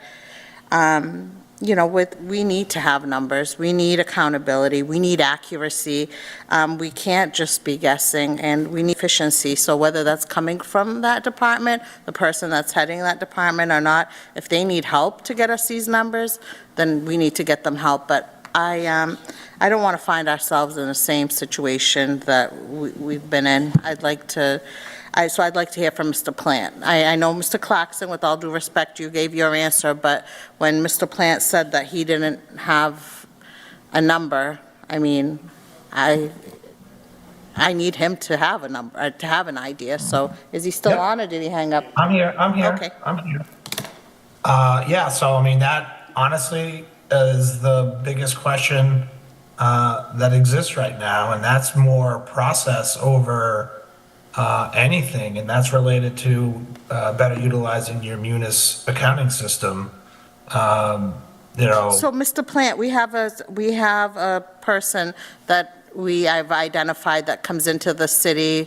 I guess they work remotely from Florida, that they're a munis expert. So have we gotten that person involved to be able to help the department? Yes, this is an actual interpretation of the law or interpretation of process from the city auditor's office, and this is no mean and against Irene as city auditor, she needs to be able to be comfortable that the systems are in place in the school department that allows for blanket contracts and blanket encumbrances.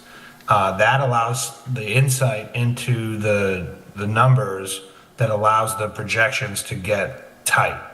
So right now, the number I think I saw, and I can double check in a minute, was $4.7 million on top of everything. And that I need to clarify because I need to make sure that if that is indeed true, does that encompass everything? And I cannot sit here and say encompasses everything. What I can sit here and say, overall, the school department's in good financial shape. The transfer of the 7.2 million carry forward has been executed and is being debated and figuring out how to spend it and allocate it for the remainder of the fiscal year with the superintendent and others, Trish Boyer as well. And so this, honestly, is the one thing that keeps me up at night over Brockton is just not knowing if you're going to have $1 million worth of invoices just kicking around somewhere. You may recall, and I don't know if I reported to this committee, I think last May, we asked for everything to start getting paid. It was like $7 million in like a couple of weeks worth of spending because things are just sitting on desks. And that is what I fear as you do. And that is what we're looking to try to fix. But internal processes need to be improved. Training needs to happen. And then that'll give Irene the comfort level that she needs as city auditor to allow to allow blanket encumbrances and all that. So the projections aren't going to be perfect, but the number I saw from the director of transportation was $4.7 million. Okay, thank you. So, May I just add Counselor, just provide some texture to that? Because I want to make it clear, crystal clear, for the counselors and for the people watching at home. The notion of blanket contracts was ended by me. And the reason it was ended was because of my concern of not the team that's in place now, but previously,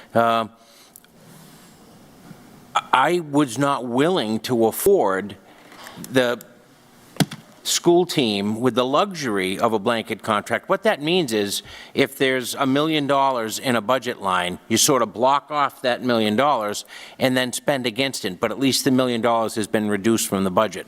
The problem is, as we all know, what got us into the deficit was spending beyond those allocations. So I took away the ability to issue those blanket contracts out of a concern that the organizational strength didn't exist to prove whether or not they were spending to that $1 million. So TJ's right. We've been having discussions about restoring that, but I want to make it crystal clear what he's describing about invoices sitting on desks is departments within the school department who may have incurred costs that have not provided them to the school finance office to be processed, to then come over to City Hall and be paid. And it's exactly that the reason why we stopped the blanket contract. So I'm certainly willing, and I know Irene is as well, to have discussions about restoring that, but we've still got a long way to go. And TJ's been a tremendous addition to the team because it's someone I can be in contact with on a daily basis.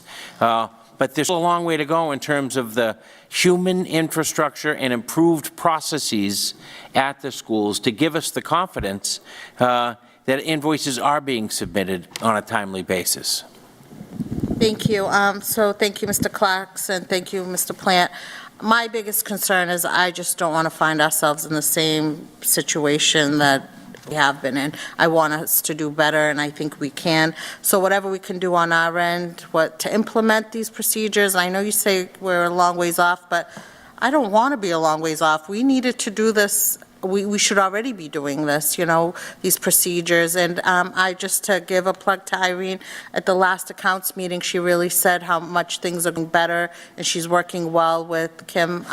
So she did things, which were positive, which I was happy to hear. I just want, if there's anything we can do on our end, just so we're not, whether it's implementing procedures. And Mayor, and you're the head of our city, you're the chair of the school committee. I just don't understand how the school department, to me, in my eyes, does answer to you. I know you said they don't, but they should. You should be able to, I can't imagine. I concur. How they're not listening. Ed reform, the law in the Commonwealth split that. So in essence, the mayor on the school side is the superintendent, and the city side, it's the mayor. No, I understand, and it's been said, but to me, it's very hard to manage if you're kind of split. So just to make a point, I've always supported the schools and will always support them. We do whatever we need to do for our schools and our kids, but I just don't want to see us to keep going in the same cycle that we've been in. Thank you very much. Thank you, Mr. Chairman. Thank you, Councilor. Councilors, we're going to go to 1 second question by Councilor Farwell, but please be requisite. Notice what time it is, and please be brief. Dr. Clarkson, this is more for you and TJ, and it doesn't require an answer tonight. But here's what I'm struggling to understand. There are X number of school days left in the school year. There are X number of extracurricular activities that are going to require transportation. I don't understand why we can't take a snapshot in time.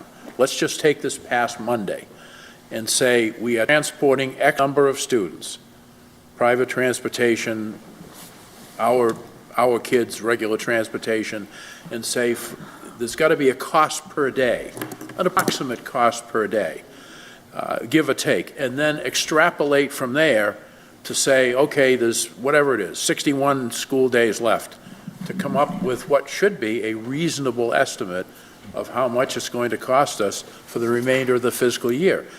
Now, if I'm oversimplifying, I apologize, but I just don't get it.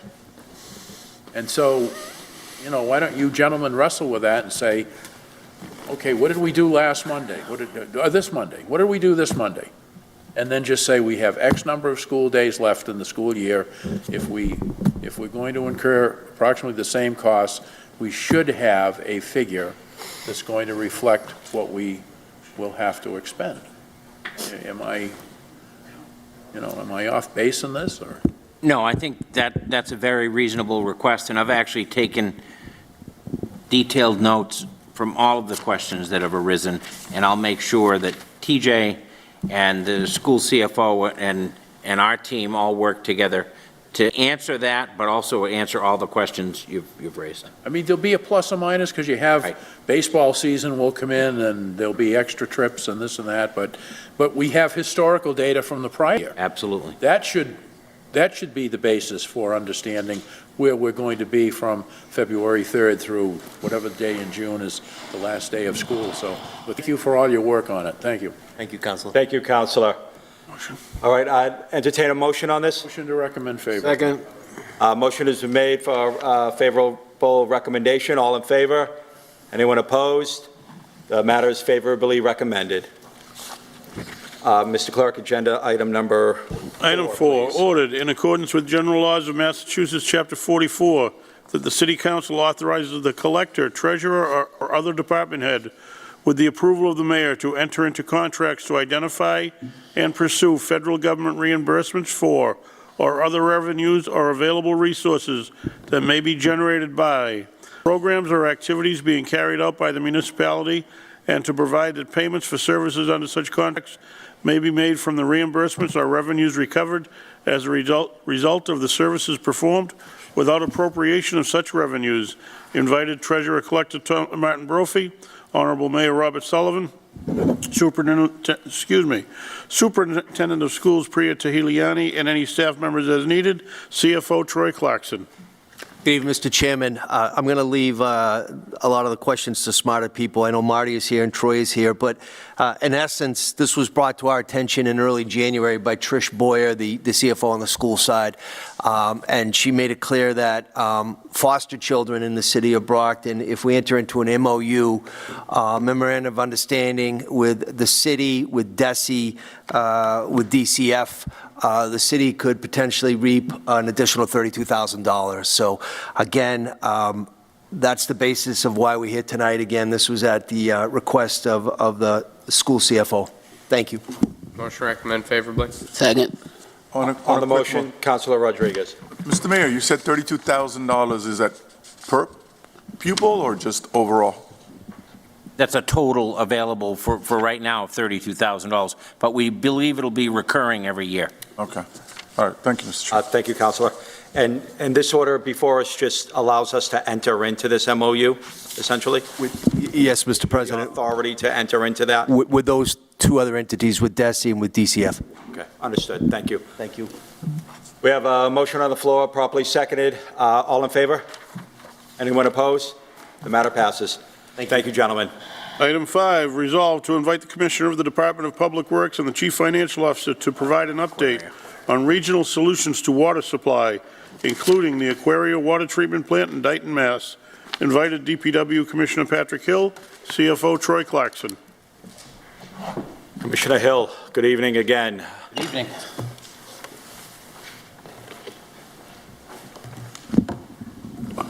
Sure, I can give an introduction. Just based on the language of this resolve, Pat and I have done some updated research. Obviously, this is a topic that we've discussed several times over my 6-year tenure here.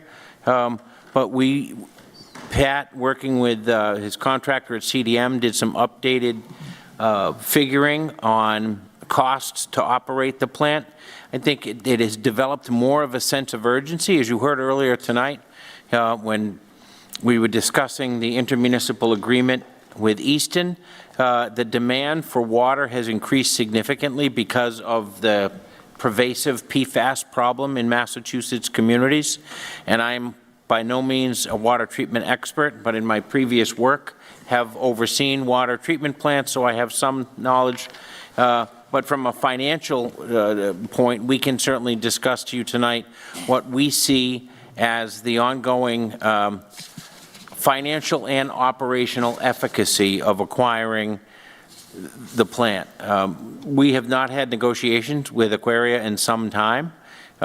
So the figure that I used in asking our partners at Hilltop to estimate principal and interest costs are $57 million, but I want to make it clear that's just an estimate that Pat and I developed because we haven't had any follow-up negotiations with Aquaria. So it's really an academic discussion at this point, but it's one that I think that allows us to talk about and revive discussions about what the regional opportunities may be, and Pat can touch on that, what the financial benefits of that may be, because in previous iterations of this discussion, we intentionally never discussed selling water because we wanted to be as conservative as possible. But I think Pat will share with you that there are several communities that have a genuine interest in purchasing water from the city of Brockton because of the ability of the plant to produce water that's treated for PFAS. And so what we've done in response to this resolve, I've provided you in your packet a couple of different scenarios. One is a 30-year loan at 4.5%, which is pretty much the market rate that we would get for general obligation debt right now. The other is for 1.5%. Now, as you know, for the last few years, we've placed the purchase of the plant in for the state revolving fund. That's a program with the Commonwealth through the Department of Environmental Protection that provides loans from the state revolving fund, or SRF, at a reduced rate, right now about 1.5%. The SRF also provides principal forgiveness for projects. We haven't included that in the current estimates because the most recent application was not approved. But tomorrow, we'll be talking with our legislative delegation, and Pat is having ongoing discussions about how we might petition the DEP to reconsider that. But just so you can see the difference in the possibility of the long-term costs, I've included estimates for both 4.5% and 1.5% for a long-term loan. So with that, Pat has done some extensive work. If you might, for those of you that have been on the council for a while, CDM, along with Pat, prepared an estimate of operation costs several years ago. He's done some updating on that. And can talk about the operational costs and talk generally about, what it might look like to sell water to other communities, including and potentially developments at the former Naval Air Station in Weymouth. So with that, I'll turn it over to Pat. Thank you, Doctor. I've been waiting a long time. The biggest reason that we actually asked for this resolve to be filed in this time period is so that everybody understands, one, the impact that the overall contract with Aquaria has on the city's water enterprise. So that contract currently costs $8.8 million. That's 44% of the overall water budget. What does that $8.8 million get us? It gives us the rights to water. It doesn't give us any water. It just gives us access. That gives us access to 3.8 million gallons per day. When we take water, we have a fixed rate that applies to that per 1,000 gallons. So every time we take water, we pay. Now, there was a deal that was negotiated several years ago by Councilor Rodriguez that entitles us to 90 million gallons of water free per year. That 90 million gallons free per year comes off of our annual payment. So whatever 90 million gallons costs at that annual rate is what is the monthly payment is reduced by. What does that mean? 740,000, whatever the 90 million gallons divided by 12 comes off. So I think it's give or take about $6,000 or $7,000 per month. So that payment is reduced a little bit. We know that there is a significant need in the region. We've been engaged with the Old Colony Planning Council for several months. We've done extensive research to determine what the needs are in the region, to determine what the city's needs are, to determine, what the possible approaches are, whether it be through drilling wells or potential hookups with the MWRA. And they've come out with a study that we expect to be out within the next month or two, the final version of that study. It is in draft right now. Basically, what that study has identified is, in this region, that the only available PFAS-free water, if you needed water today, would come from the Aquaria plant. Now, the MWRA, certainly people look at, it comes up a lot. There's been a lot of talk from the state about funding the MWRA to try to get the MWRA water down here to the South Shore and to the South Coast, which would be us. We have looked at the plans that were identified, and we know that at best, within 10 years possibly, the South Shore will have a pipeline. Not the South Coast, the South Shore. So unfortunately, the only piece that's been funded so far, which was only, I believe, funded at $120 million, will begin the stage of trying to get water to the Braintree, Weymouth region. That will not help us. We have a clear consent order from Mass DEP demanding that we have a secondary source that will be reiterated in another document soon with our comprehensive water management plan. We've already been told that by DEP. We've been told that by the attorneys at DEP. We have it in writing. I'm certainly happy to supply that to everybody. So no matter where we go at some point, this contract expires in 2028. In 2028, we have to come up with another solution, or we're going to have to enter back into a contract with Aquaria. So there's three years left with Aquaria.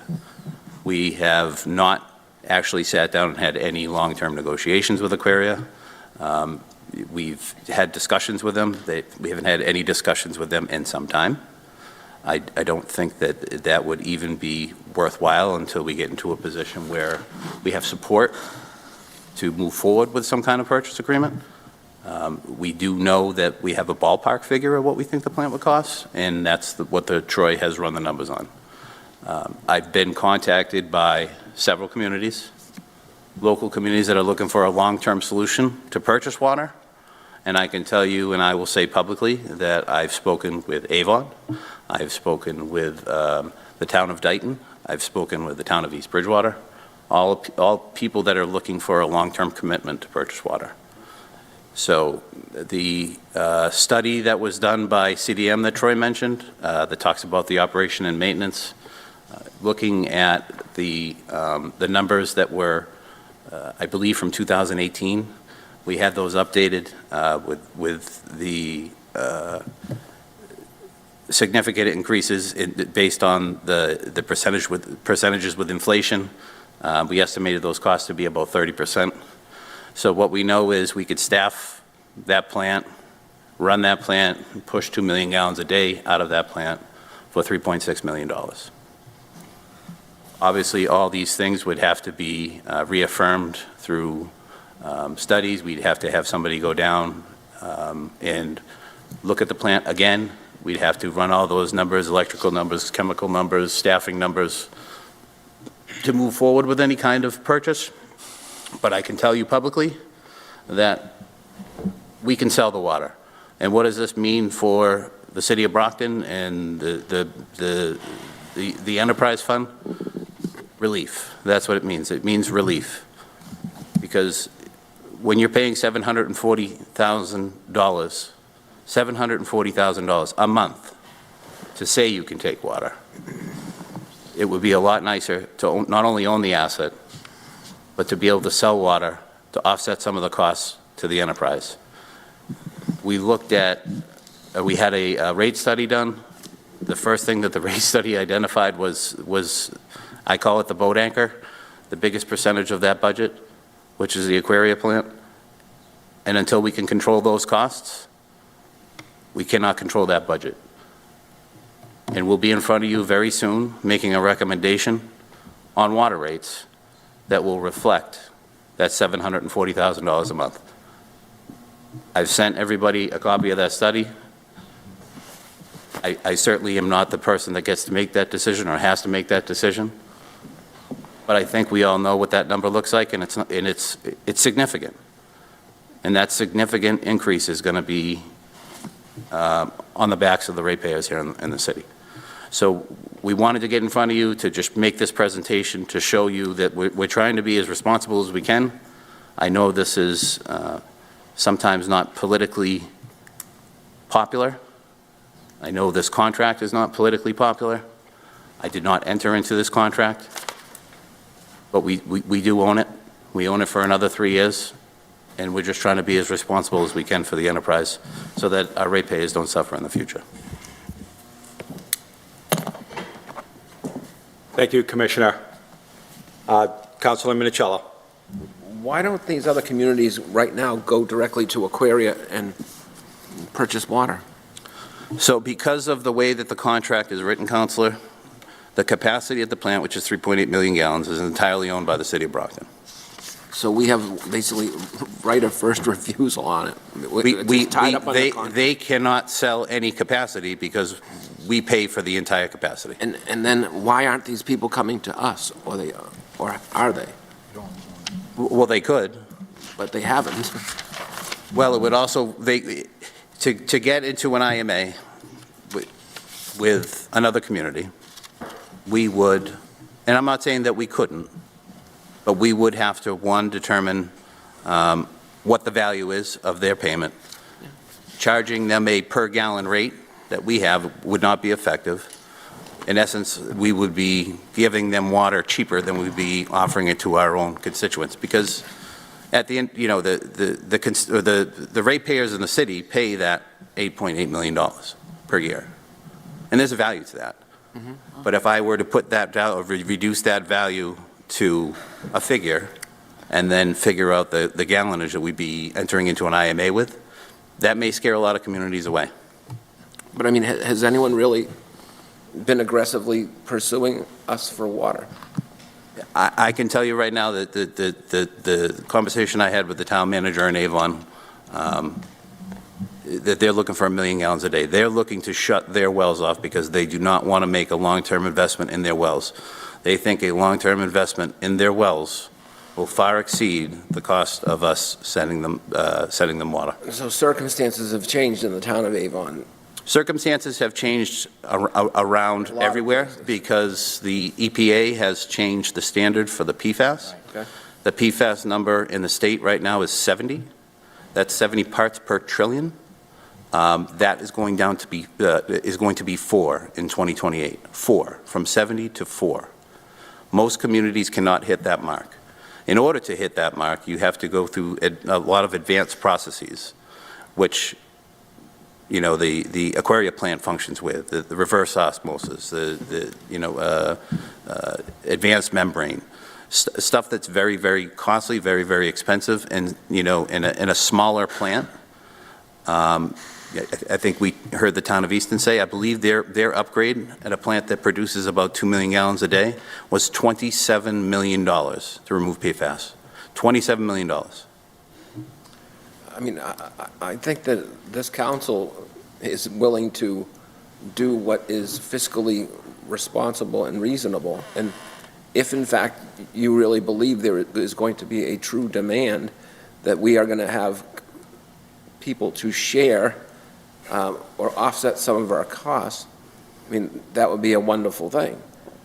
But I would hate to get into a situation where we make a large expenditure, and if you build it, they don't come. You know what I mean? But hopefully, you know, that won't be the case. Well, and I think, Council, that's why we ran the numbers, right? We put the $57 million in front of the bond council just to get an idea of what that would look like. That monthly expense, and I do things based off of monthly expenses because it's just, sometimes it's easier for me to kind of factor. But between the O&M costs and the monthly expense of what it would cost to purchase the plant, even if we didn't sell a drop of water, nothing, not a drop, we'll still be saving monthly from what we're paying today. And that's taking 2 million gallons of water here to the city of Brockton every And day. that's also taking into account the maintenance and the That takes into account everything. investment that might be necessary to update or make sure that the plant is compliant. I'm just asking the questions, you know. I just want to make sure that we don't get into a situation where all of a sudden we get this thing and it's like, oh, wow, that we looked under the hood.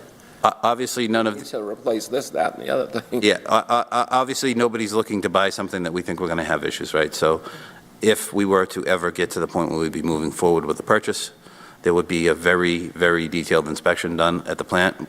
We do know that all the membranes have been replaced. That's very, very costly. I think that has cost Aquaria $3 to $4 million over the past couple of years. We know that the RO trains have all been replaced over the past couple of years. There's another couple of $1 million. One of the issues that we had always had with them, which was their SCADA system, which would be the system that we would be monitoring the plant with, has been updated. That was about $1.5 million. I'm not saying the plant is perfect. I don't think any plant is perfect. I'm not saying the pipeline is perfect. I'm not saying that was my next question. What is the condition of the pipeline? Because that, you know, that's a major investment as well. A pipeline is very difficult to assess. I can tell you that it's 20 years old. I can tell you that it's 20-inch ductile iron. That's the standard in the industry. Ductile iron has a life of 50 years. Plus, have there been failures?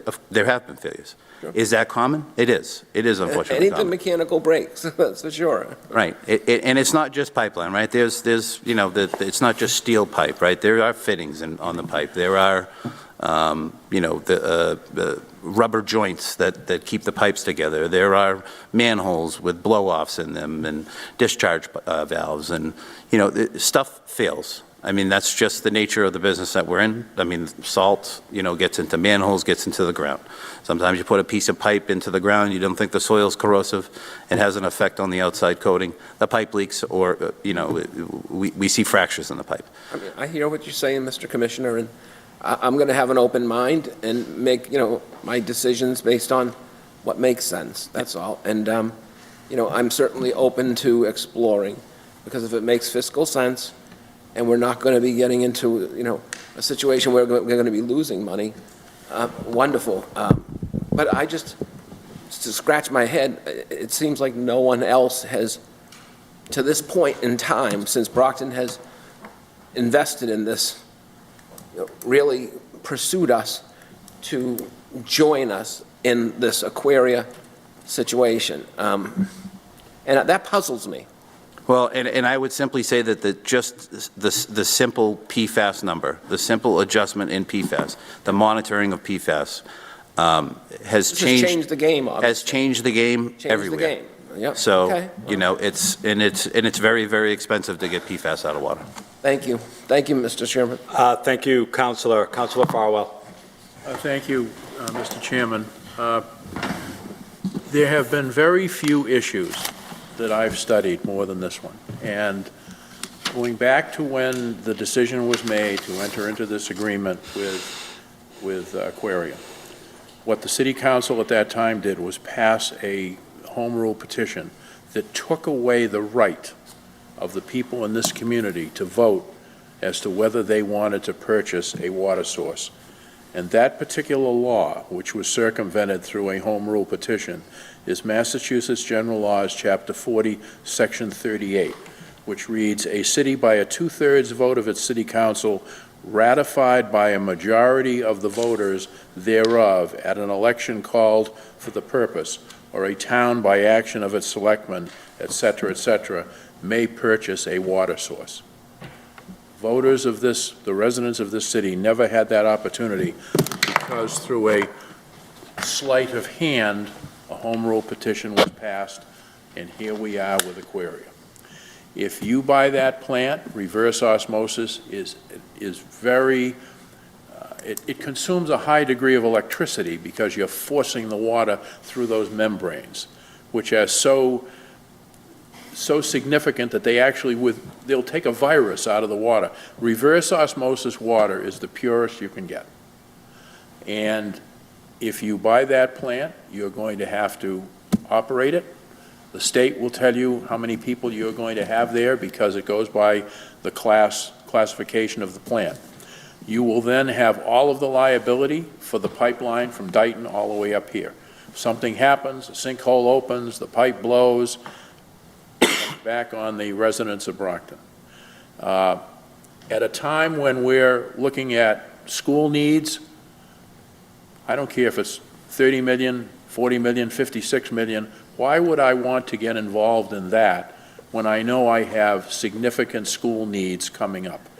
And I do not understand why this city, through many different administrations, hasn't gone to the state with the legislative delegation and say, look, let's pull together the communities on the South Shore that need water, whether it's Avon, whether it's Bridgewater, whether it's Duxbury. There are a whole host of communities in the summertime that have a problem, and get together and find out if there couldn't be some financing to be able to extend the MWRA down to where we would have a freshwater source.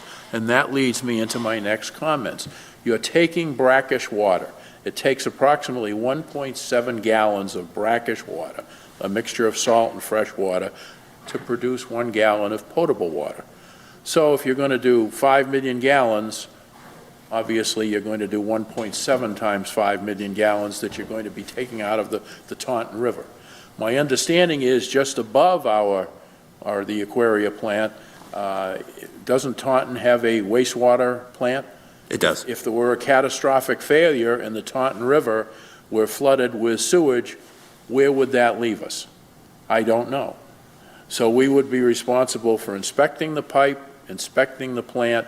And by the way, and I think you know this because of another issue, between January 1st, 2023 and October 31st, 2023, the plant never pumped a gallon of water, according to a report that they filed under the pains and penalties of perjury. So you want to buy a plant that sits idle for 10, 11 months and doesn't really prove its capability? Would you get up in a plane and travel cross-country if the thing hadn't flown for 5 or 6 weeks and you didn't know how it was going to work out? I mean, I can't think of anything worse than spending $40 to $56 million when we could let's say we want to spend $56 million. Go to another community, partner with that community or a group of communities and say, do you have a well that could be developed that will help all of these different communities? We just did an IMA with Easton. Why not have a regional approach to water sources without Brockton being the one to have to bite the bullet and buy the Aquaria plant? So my suggestion, and I know there are some people who are very big on buying the Aquaria plant, put a non-binding referendum on the city ballot. We have a city election coming up in November. Put a non-binding referendum on that ballot. Shall the city of Brockton acquire the Aquaria water plant for its future water needs? But then be prepared, because we're only licensed for 5 million gallons. You want to increase that capacity, you're going to go through all of the environmental hurdles, you're going to pay for all of the engineering costs to find out if you can extract that amount of water from the Taunton River. The sky is the limit, and if you don't think the engineering firms and legal firms aren't going to take a bite out of us where it hurts, they're going to do that. And with all due respect, Commissioner, there are better options. If we step back and think, and then we think regionally, what other communities can we partner with? There are better ways that I think we could spend the amount of money that would be required to not only acquire Aquaria, but also to staff it and then maintain it and then assume the liability. That's my take on it. I'm satisfied that I know the mayor, the current mayor, well enough that he's not going to lose his mind and borrow $56 million to purchase Aquaria. I can't predict the future. I know there are some people that would do that, but I think it would really be giving the financial middle finger to the residents in this community who have already paid dearly for the Aquaria mistake. Thank you. Thank you, Councilor. No, I mean, just a couple of quick points, and you mentioned, I mean, I don't want to get into the politics of it. I get it. That's not why I'm here. So the pumping and the obligation of the reporting of what they pump out of that plant, they're only obligated to report what water is pumped to a distribution system. So that plant runs consistently. It runs, they flush that line every 3 days, and that gets flushed to waste. That water that gets flushed to waste never gets accounted for because it never enters the distribution system. So that reporting that you're speaking of, it's almost, I guess it would be, trying to think of the word here. But I guess that's not accurate to say that the plant's not ready to go, because the plant is ready to go. It's just never pumped to our system because we never asked for the water. So and we have all those tests and all that stuff, and they're required to report all that stuff to DEP. So we know that the water is ready to go, and that the line is flushed 2 to 3 days a week. The other thing I will say is, this is more of a ratepayer issue than it is a taxpayer issue.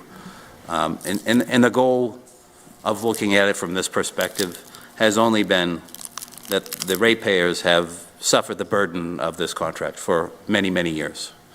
And if we were to purchase the plant as a city, at least we'd be in control of our own destiny. When you get involved with other communities and you get involved in a regional approach on a purchase like that, the city of Brockton has paid millions and millions of dollars towards this contract, towards this asset, and I thought it would be the most responsible thing to bring that asset purchase to the ratepayers before I brought it to any other community, because we have millions and millions of dollars invested in this plant. Thank you, Commissioner. Dr. Clarkson? Just to follow up, and I'm going to editorialize for a very brief moment here with your indulgence. The ability for us to have an informed and respectful debate represents what's good in government, and I just want to highlight that.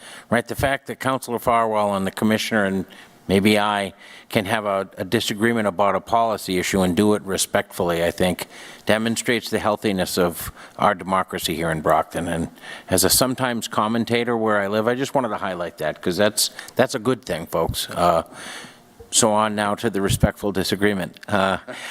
I would take a little different angle than Councilor Farwell and say it's precisely because we spend that $7 to $8 million a year and essentially receive nothing for it. I think when he was mayor, Councilor Rodriguez called it a membership fee, that we're looking at the potential to own the plant, and instead of paying that fee to Aquaria every year, we pay it to principal and interest to then own an asset that we can monetize and not only provide water to the citizens of Brockton, but to provide water to other communities and actually create a revenue stream, absolutely with liability that has a cost to it. But I think one thing we can agree on, Councilor Farwell and I, is that the deal itself has not been good for Brockton, because we have paid tens of millions of dollars to Aquaria with really not a lot to show for it in return. With at least exploring the possibility of a purchase, we could turn that into an asset. And I think the term that Councilor Minicello used, a game changer, is right on. I mean, I think why this is back on the front burner is because PFAS has changed the sense of urgency, not just for Brockton, but for Eastern Massachusetts. And so we have the rare opportunity to be a regional resource and to monetize that regional resource. And so I think it's even more important in the face of the school deficit and ongoing financial pressures to look at an opportunity, yes, to spend some money, but to spend some money so that we can then turn that operation into a profit center for the city. And so I think that's why this deserves additional exploration. Thank you. Councilor Davenport. Thank you, Mr. Chairman. I mean, obviously, this is not something new. I can remember vividly the late Mayor Bill Carpenter, you know, God bless his soul, when he was alive, actually, you know, wanted to get involved in this. And I think at that time, you know, my concern was, I mean, obviously, I'm not an engineer. There are certain things that I don't know, but based on the question that I asked was, you know, the life of the membranes and reparation and stuff like that. And I guess, you know, some of the folks from Aquaria came back and saying that, you know, some of this thing, I mean, like you stated, you know, perfectly well, is the fact that, I mean, in life, everything breaks. I mean, there's nothing lasts forever. I mean, that's part of life. And at the end of the day, I mean, you know, you're going to have to face with some unexpected consequences. But the question, if I remember vividly, that I asked was that, you know, whether or not they can test some of these, you know, membranes to determine whether or not they were okay. And I think it was a fair question, so I mean, given the fact that they own the plant. But I think, you know, from this day to 2028, the city of Brockton will spend about $28 million. Okay, so in terms of, like, you know, our obligation to, you know, to be part of that plant. And with that being said, you know, if you think about $28 million, I mean, that's a lot of money. You see what I mean? And all the money we spent in the past. I mean, obviously, you know, it's a subject for debate, and this is something that I am very excited, you know, about learning and then hopefully being able to support, because I think it is in the interest of Brockton to look into this and whether or not we should buy it. And the idea of, you know, worry about what might happen, regardless, it's gonna happen. I mean, there's nothing that you can do about it. That's part of life, and I am not happy knowing that we are spending, you know, more than $7 million a year just to be a member. And if we can own this, and based on what you said with that, you know, PFAS change and having the ability, you know, to sell that water, you know, to other communities. You stated Avon and Dayton and Bridgewater. I mean, why not? I mean, at the end of the day, you know, you said it. As of right now, we are spending the money regardless whether we sell it or not. But I guess owning it, I'm pretty positive, you know, the city of Brockton will, you know, definitely, save some money. And I think it is in the interest of our resident, to making sure that, they are educated about it in terms of like, I think, in my view, based on this, Mr. Commissioner, and of course the CFO, I think it would be really good, in terms of like sending out communication in terms of explaining stuff to people, because, oftentimes, people, listen to certain people, and obviously without even, truly understand, the issue. And at the end of the day, I think it will be in the interest of our resident, to give it to them the way it is. And like you said, I don't think this is a taxpayer issue. I think it's a, financial issue, and in terms of like, what we can do and how much we can do. And I think that, passing, I'm not saying this is what's going to happen, but passing false information out there in terms of, X, Y, and Z has been done, and I think it will be a disserving to what we expect to do. And I think if we go out there telling, our resident, hey, listen, as of right now, we are under an obligation to spend more than $7 million a year for a membership. I guess some people will think we're crazy, but by law, we have to do that. And I think, it is in the interest of the resident of Brockton to know that there's a possibility for us not only to own this plant, but also to have the ability, to sell it. And even if, we don't sell it the way we want to, but as long as, we are making some money out of it, it's better than what we are dealing with right now. And this is just the beginning of the, conversation. There's so much that, that we can learn and we can look into in terms of like doing your own investigation to determine whether or not,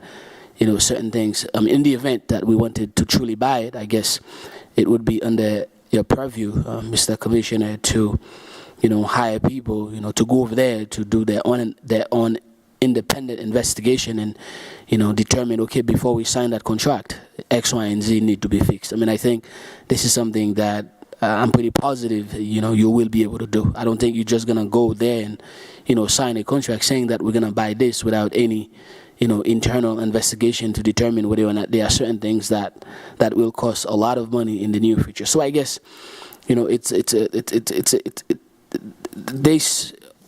this is something that open for debate in terms of like, those of us that want to, see it moving forward, and those of us who may not. But I think, based on what has been discussing tonight, that's democracy. Some of us, will be, I don't want to say in favor, but taking it under consideration, and some of us may not, and it's okay. There's nothing wrong with that. But, as we are at the early stage of this, I think, you have a lot of opportunity to determine in terms of like, how you're going to approach this, and the speed of negotiation, especially with the CFO, the mayor, and our lawyer. I believe that we can come up with a number that will be, pleasing to all parties, and obviously we are looking at those numbers, but that doesn't mean, that will be the ultimate numbers. But I would hate to see that, because of fear, or because of, other things, we don't even take the time to look into this, and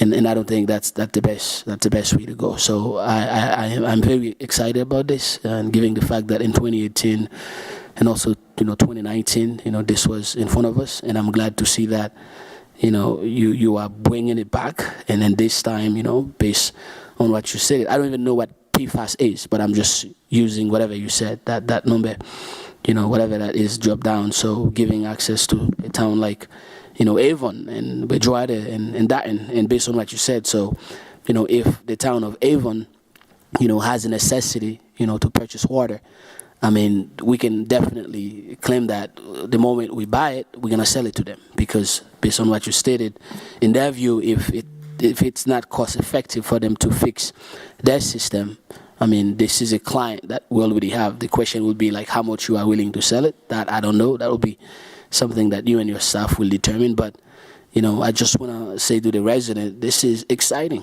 This is pretty good in terms of, bringing money, to our city and being able to sell that plant, after paying millions of dollars. And to be honest with you, if we could actually get into buying this thing before 2028, I think that would be very interesting. And before I forgot, not only this contract will be over in 2028, but we are under obligation to have other water sources. And as we speak, the only source that we have is that. I mean, at the end of the day, we regardless what's going on, from this point forward, right, we are subject to spend $28 million and on and on and on. I think it's a no-brainer, to actually look into this. And if there's anything that you need from my part, man, I'll be more than happy to support this. So with that being said, to support the idea of buying it, let me just put it to you like this, not 100%. So with that being said, I would leave it there, Mr. Chairman.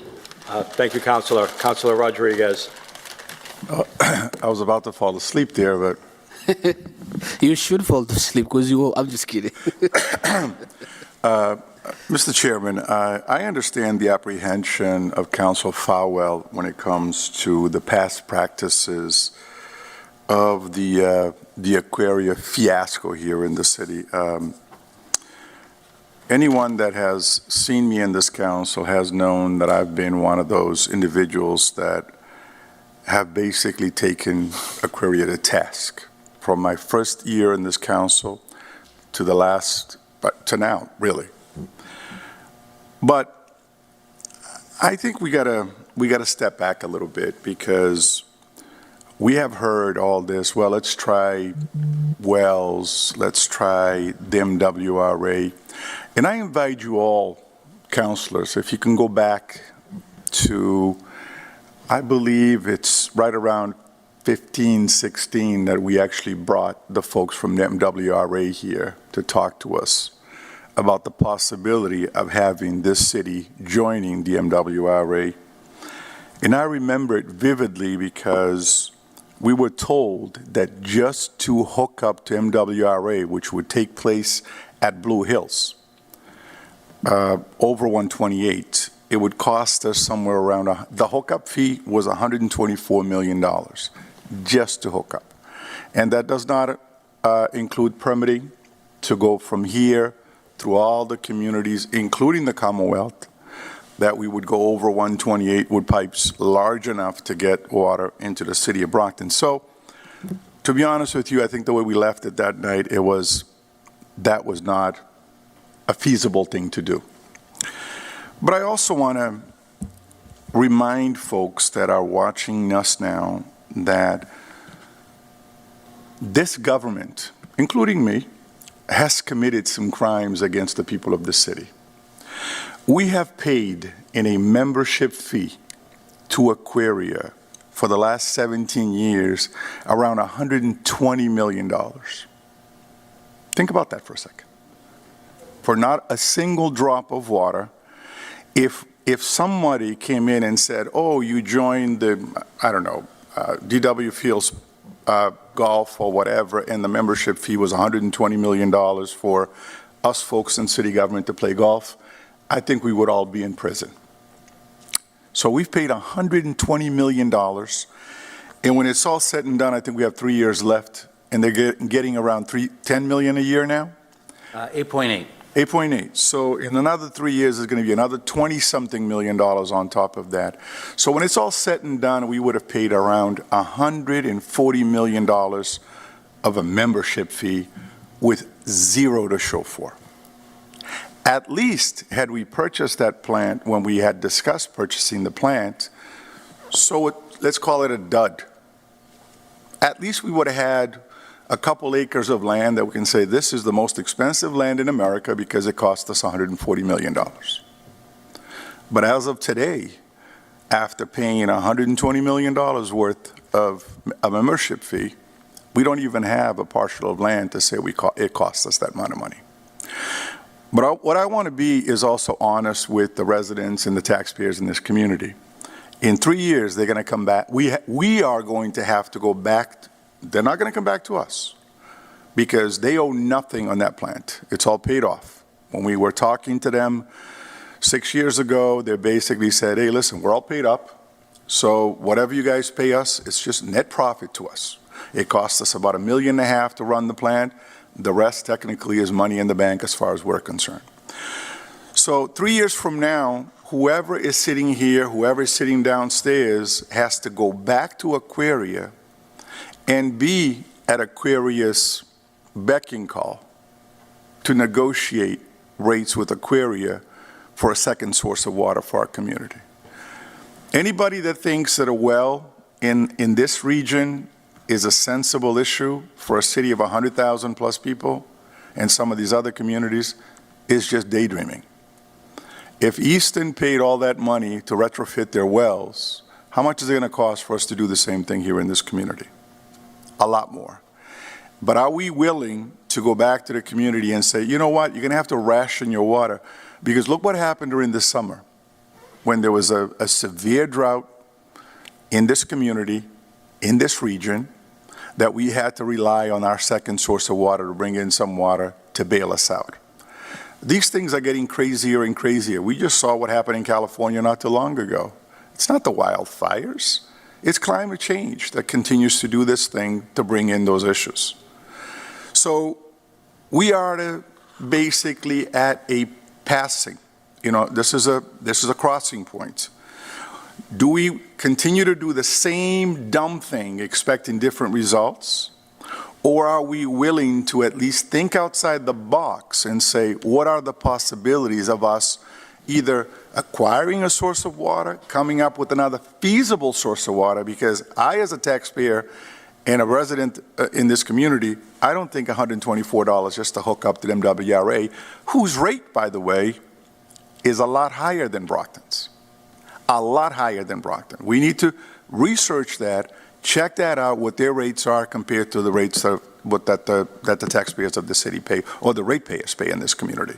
So we are at that point that we have to decide, is it going to be continue to do this thing for the next 3 years and hope that whoever's sitting here next decides what's going to happen with this community? Or we, the government, the provision of resources such as sewer and water is the function of government. It's our job. It's not somebody else's from anywhere. It's our job. We got to come up with a plan. We can't sit here, we're studying, you know, we hate the owners of Aquaria, we hate the owners of this company, hate that company, I hate the guy that negotiated. That's water under the bridge. We got to let that stuff go. Enough is enough, to a tune of $128 million for a membership card. And you know, Aquaria now sits in a pretty position because they don't have to do diddly squat for us. We're talking about purchasing. Hey, we should purchase it, we shouldn't purchase. How do we know Aquaria even wants to sell this thing to us? We've played this game so often with them, I'm not even sure that they're going to do that, because we continue to play this game.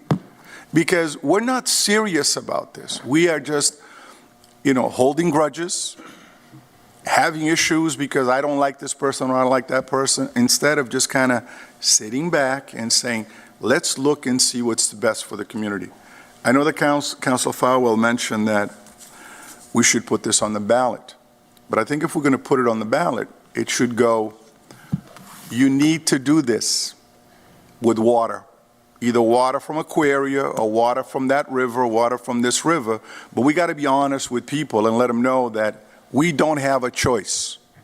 I am sure that the people around Pembroke, around Silver Lake, would love to see the city of Brockton coming up with some sort of a solution where we're taking a lot less water from that lake.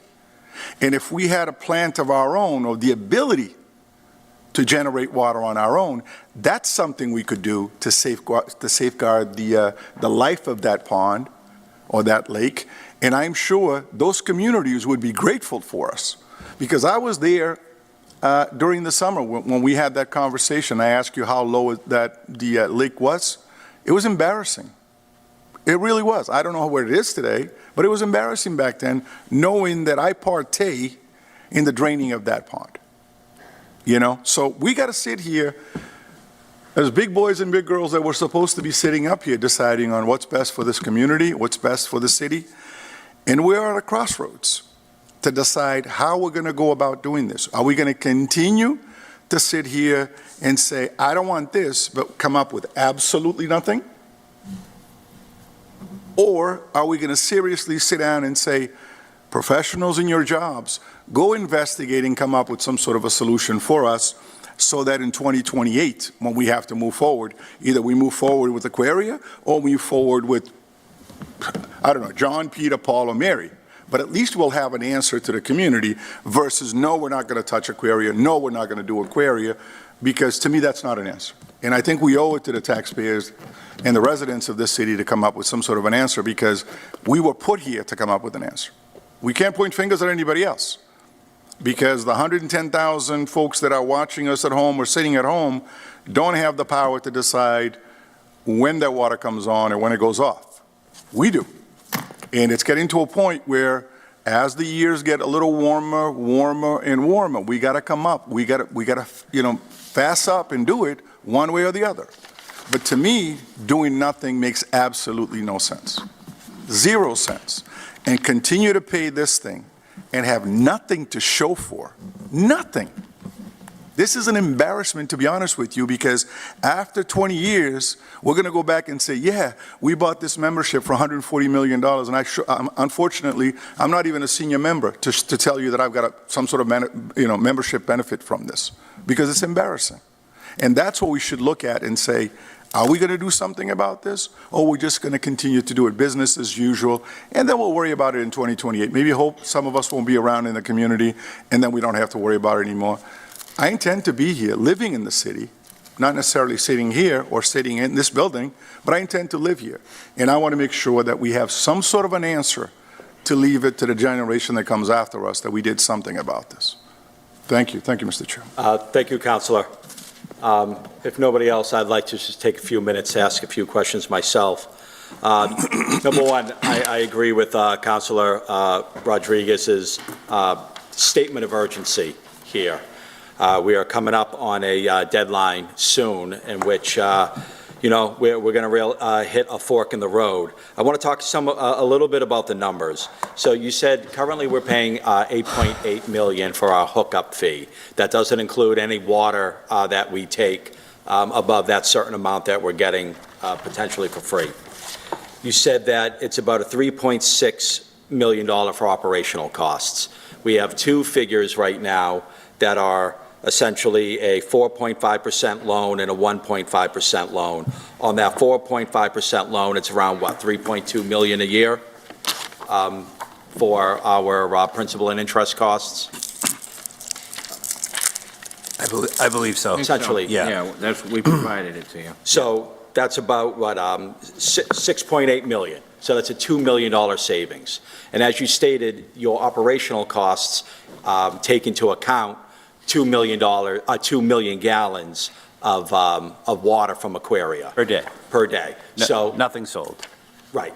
So obviously that gives us capacity to sell. Correct. So let's say we sell a million gallons of that water a day. On average, how much is that in? We would have to establish a rate, a bulk rate, which would have to be determined, at a, obviously at a later time, and would have to be approved by this council. We have a bulk rate that we charge outside communities right now, Town of Whitman. That rate needs to be adjusted anyway. We're thinking that figure is somewhere in the $5.50 to $6 per 1,000 gallons. Currently, it's $4.61. Okay, I believe you said before, we get about $2 million for 1 million gallons? If we were to sell 2 million gallons at $5.50 per 1,000 gallons, it would generate about $2 million worth of revenue, yes. Okay. So then we have, let's say on the high end, the 4.5, we don't even get the SRF, which we're going to try hard to get. But 3.6, 3.2, that's 6.8 minus, let's say, the 2 million that we're selling, right? So we're now call it 4.5 million. That's compared to the 8.8. So we own an asset, we're selling water, we can enter in the IMAs, kind of like we did with Easton, that has a percentage of our capital costs, our maintenance costs, and then even the mitigation fee. So that's money in our pocket. So instead of 8.8 million that we're paying every year, we'd be looking at about 4.5 million. Also, if we're taking in 1 million gallons a day for ourselves, what that does for Silver Lake, as Councilor Rodriguez said, is tremendous, right? That we'd be relieving the pressure on Silver Lake, making that a healthier lake, and a better asset for the city. Honestly, I think this is a no-brainer. As stated, MWRA is literally a pipe dream, right? It's not going to happen for us, and so, and also you bring up the PFAS matter, but it's not just PFAS. I mean, this has been a heavily industrialized area for the past 150 years. We have heavy metals in our water, the manganese, the lead, I believe copper, right? These wells are running dry, needing to be discharged. The capital cost to re-discharge a well is pretty high. And so the need for water in this region is growing. We would own a source of water to sell that water to these needing towns. And we talk about putting this matter up for a referendum. I think what we also maybe put up for a referendum is the needed rate increase, right? If we don't do any of this, and if we don't do something, and I think potentially purchasing Aquaria is that solution, but if we don't do anything, in 2028, do you believe our hookup, our membership fee will increase or decrease? The likelihood, I know. While I'm not an attorney, obviously the initial contract was based on, building a plant. I think our fixed fee would go down. I think it'd be reasonable to say what that fixed fee will go down to. I don't know. And it would be, subject to CPI increases, just like this one, because chemicals cost money, staffing costs money, all that stuff costs money. So what those numbers would look like, I don't know. But, I'm sure somewhere somebody's made that purchase in some comparable way that we could look, and see what that looks like. But, I mean, at the 8.8, the expectation isn't that for that number to be cut in half, right? I really wouldn't want to speculate because I don't know. Right. I don't know. So, but to just answer a couple of your questions before we dive too far, the MWRA stuff, a lot of people want to know about, a lot of people want to do a little bit of research on it. All I can tell you is that the MWRA did a extensive look at this. And all that documentation is right on the MWRA website. And what that said, and if you read through the entire document, was to get water to this piece of Massachusetts, for them to supply the south coast, not the south shore, the south coast. We're looking at 15 to 25 years before that's even a possibility. So, the MWRA water is great. The cost is expensive. There is no longer a hookup fee. They've waived that because they have such excess in gallonage that needs to be sold. But the reality is those pipes aren't going to be here for 15, 20 years at best. Right. So it's not an option, and it's not a near-term option. And so we got to start looking at options very, very quickly, because the alternative is going back to our residents and asking for a rate increase. Correct. And, I think if we do put anything on a referendum, let's put in there, what is it there, the assessed amount, and tell them what how much water they'll be paying additionally if they don't vote for a Aquaria referendum. But I just wanted to make everybody aware that, this is a matter I believe is a win-win for our city. We'd have an asset. We would reduce our costs. And with that excess capacity, the excess money, the retained earnings that we would incur if we were able to save this money, imagine what that we can do with our infrastructure. How many pipes we can replace and repair. So I mean, it would be a game changer for the city of Brockton. And so I'm looking forward to continuing this conversation. But as Councilor Rodriguez said, we've got to move this from aspirational to reality, and we need to begin that process as soon as possible. And I think that's why we're here to discuss this now, because we know that in a very short period of time, based on the way that the ordinance reads, that we will have to put some form of proposal for a rate increase in the water. We know what it looks like based on the study. I don't know that we'll have much more clarity at in a month's time, which is give or take about the time we'll be in front of you with a rate recommendation. But we needed to have this conversation prior to that, because people do need to understand what the impact of that $8.8 million is on the budget. And, where do we go from here? I don't know. Can we make a rate recommendation based on a feeling? Can we at least, get to a point where the council feels comfortable at least allowing, myself or the CFO and the city's legal team to start some form of a discussion with Aquaria? Because we haven't had any discussions with Aquaria. Is it asset purchase possible? Probably. I think they would sell it. But they're not going to sit down with us unless they think we're serious about it, because we've sat down with them too many times before. So we need to be upfront with them. Nobody wants to waste anybody's time. And, the biggest impact is going to be on the ratepayer, and we want to get it out there in front of you guys now.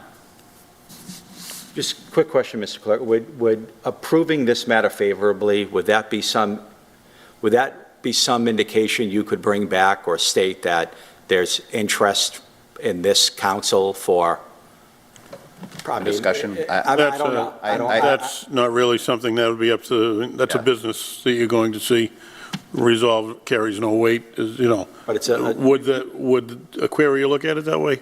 That's up to them. There's no way to say one way or the other whether that would be looked at that way, It's some sense of the council of our seriousness in pushing this process forward. All right. Thank you, Mr. Commissioner. Thank you, Mr. Clarkson. Final Counselor. question, what is the mayor's position on this? Because frankly, gentlemen, if I were the mayor, or any of us were the mayor, I don't think this is your call. I think you have to sit down with the mayor and you have to ask, do you want us to pursue this possible acquisition of Aquaria? If so, what are the parameters for the purchase price, and get a green light from him? And the other thing I wanted to read to you is from a May 2nd, 2017 email that I received from the MWRA. At the time, the cost per million gallons of water is approximately $3,500. If you need an absolute number, we can certainly run that down. Also, the city would need to discuss the projected needs from the Stoughton system with the town of Stoughton. But I think with some changes to their system, it may be possible to bring some water to Brockton. Again, there would need to be some detailed discussion between the two communities to get a better understanding of the demands. My understanding is that Stoughton is part of MWRA, and I'm not pushing this, I'm just saying there are options. So I think all options should be in the table. And I don't disagree with you, Council. I will say that the MWRA is very, very picky with how they distribute water, and they do not allow you to take, because the pipeline that was designed to feed Stoughton is only to feed Stoughton's request. So if it's not like we can draw from a pipeline that currently exists in Stoughton and run a pipe from Stoughton to here to fill our needs. But it might be a lot cheaper than $56 million to buy Aquaria and then the continuing costs. Well, it does a couple of things. One, it gives us, we would entirely have to rely on the MWRA at that point, because we cannot accept MWRA water without changing our water chemistry. That would have to happen at the water plant. So that brings on a whole slew of other issues that we would run into. Our treatment would change, our chemicals would change. But that's true with Aquaria. If you were to flood the system with desal water, the chemical composition is different than the water that you're pumping through the system now. The chemical composition of the water that comes from Aquaria is equivalent to the water that we have in the city, which is why we're able to accept it on a minute's notice. Okay. We'll see. Just to answer the first question, though, because it was an important one.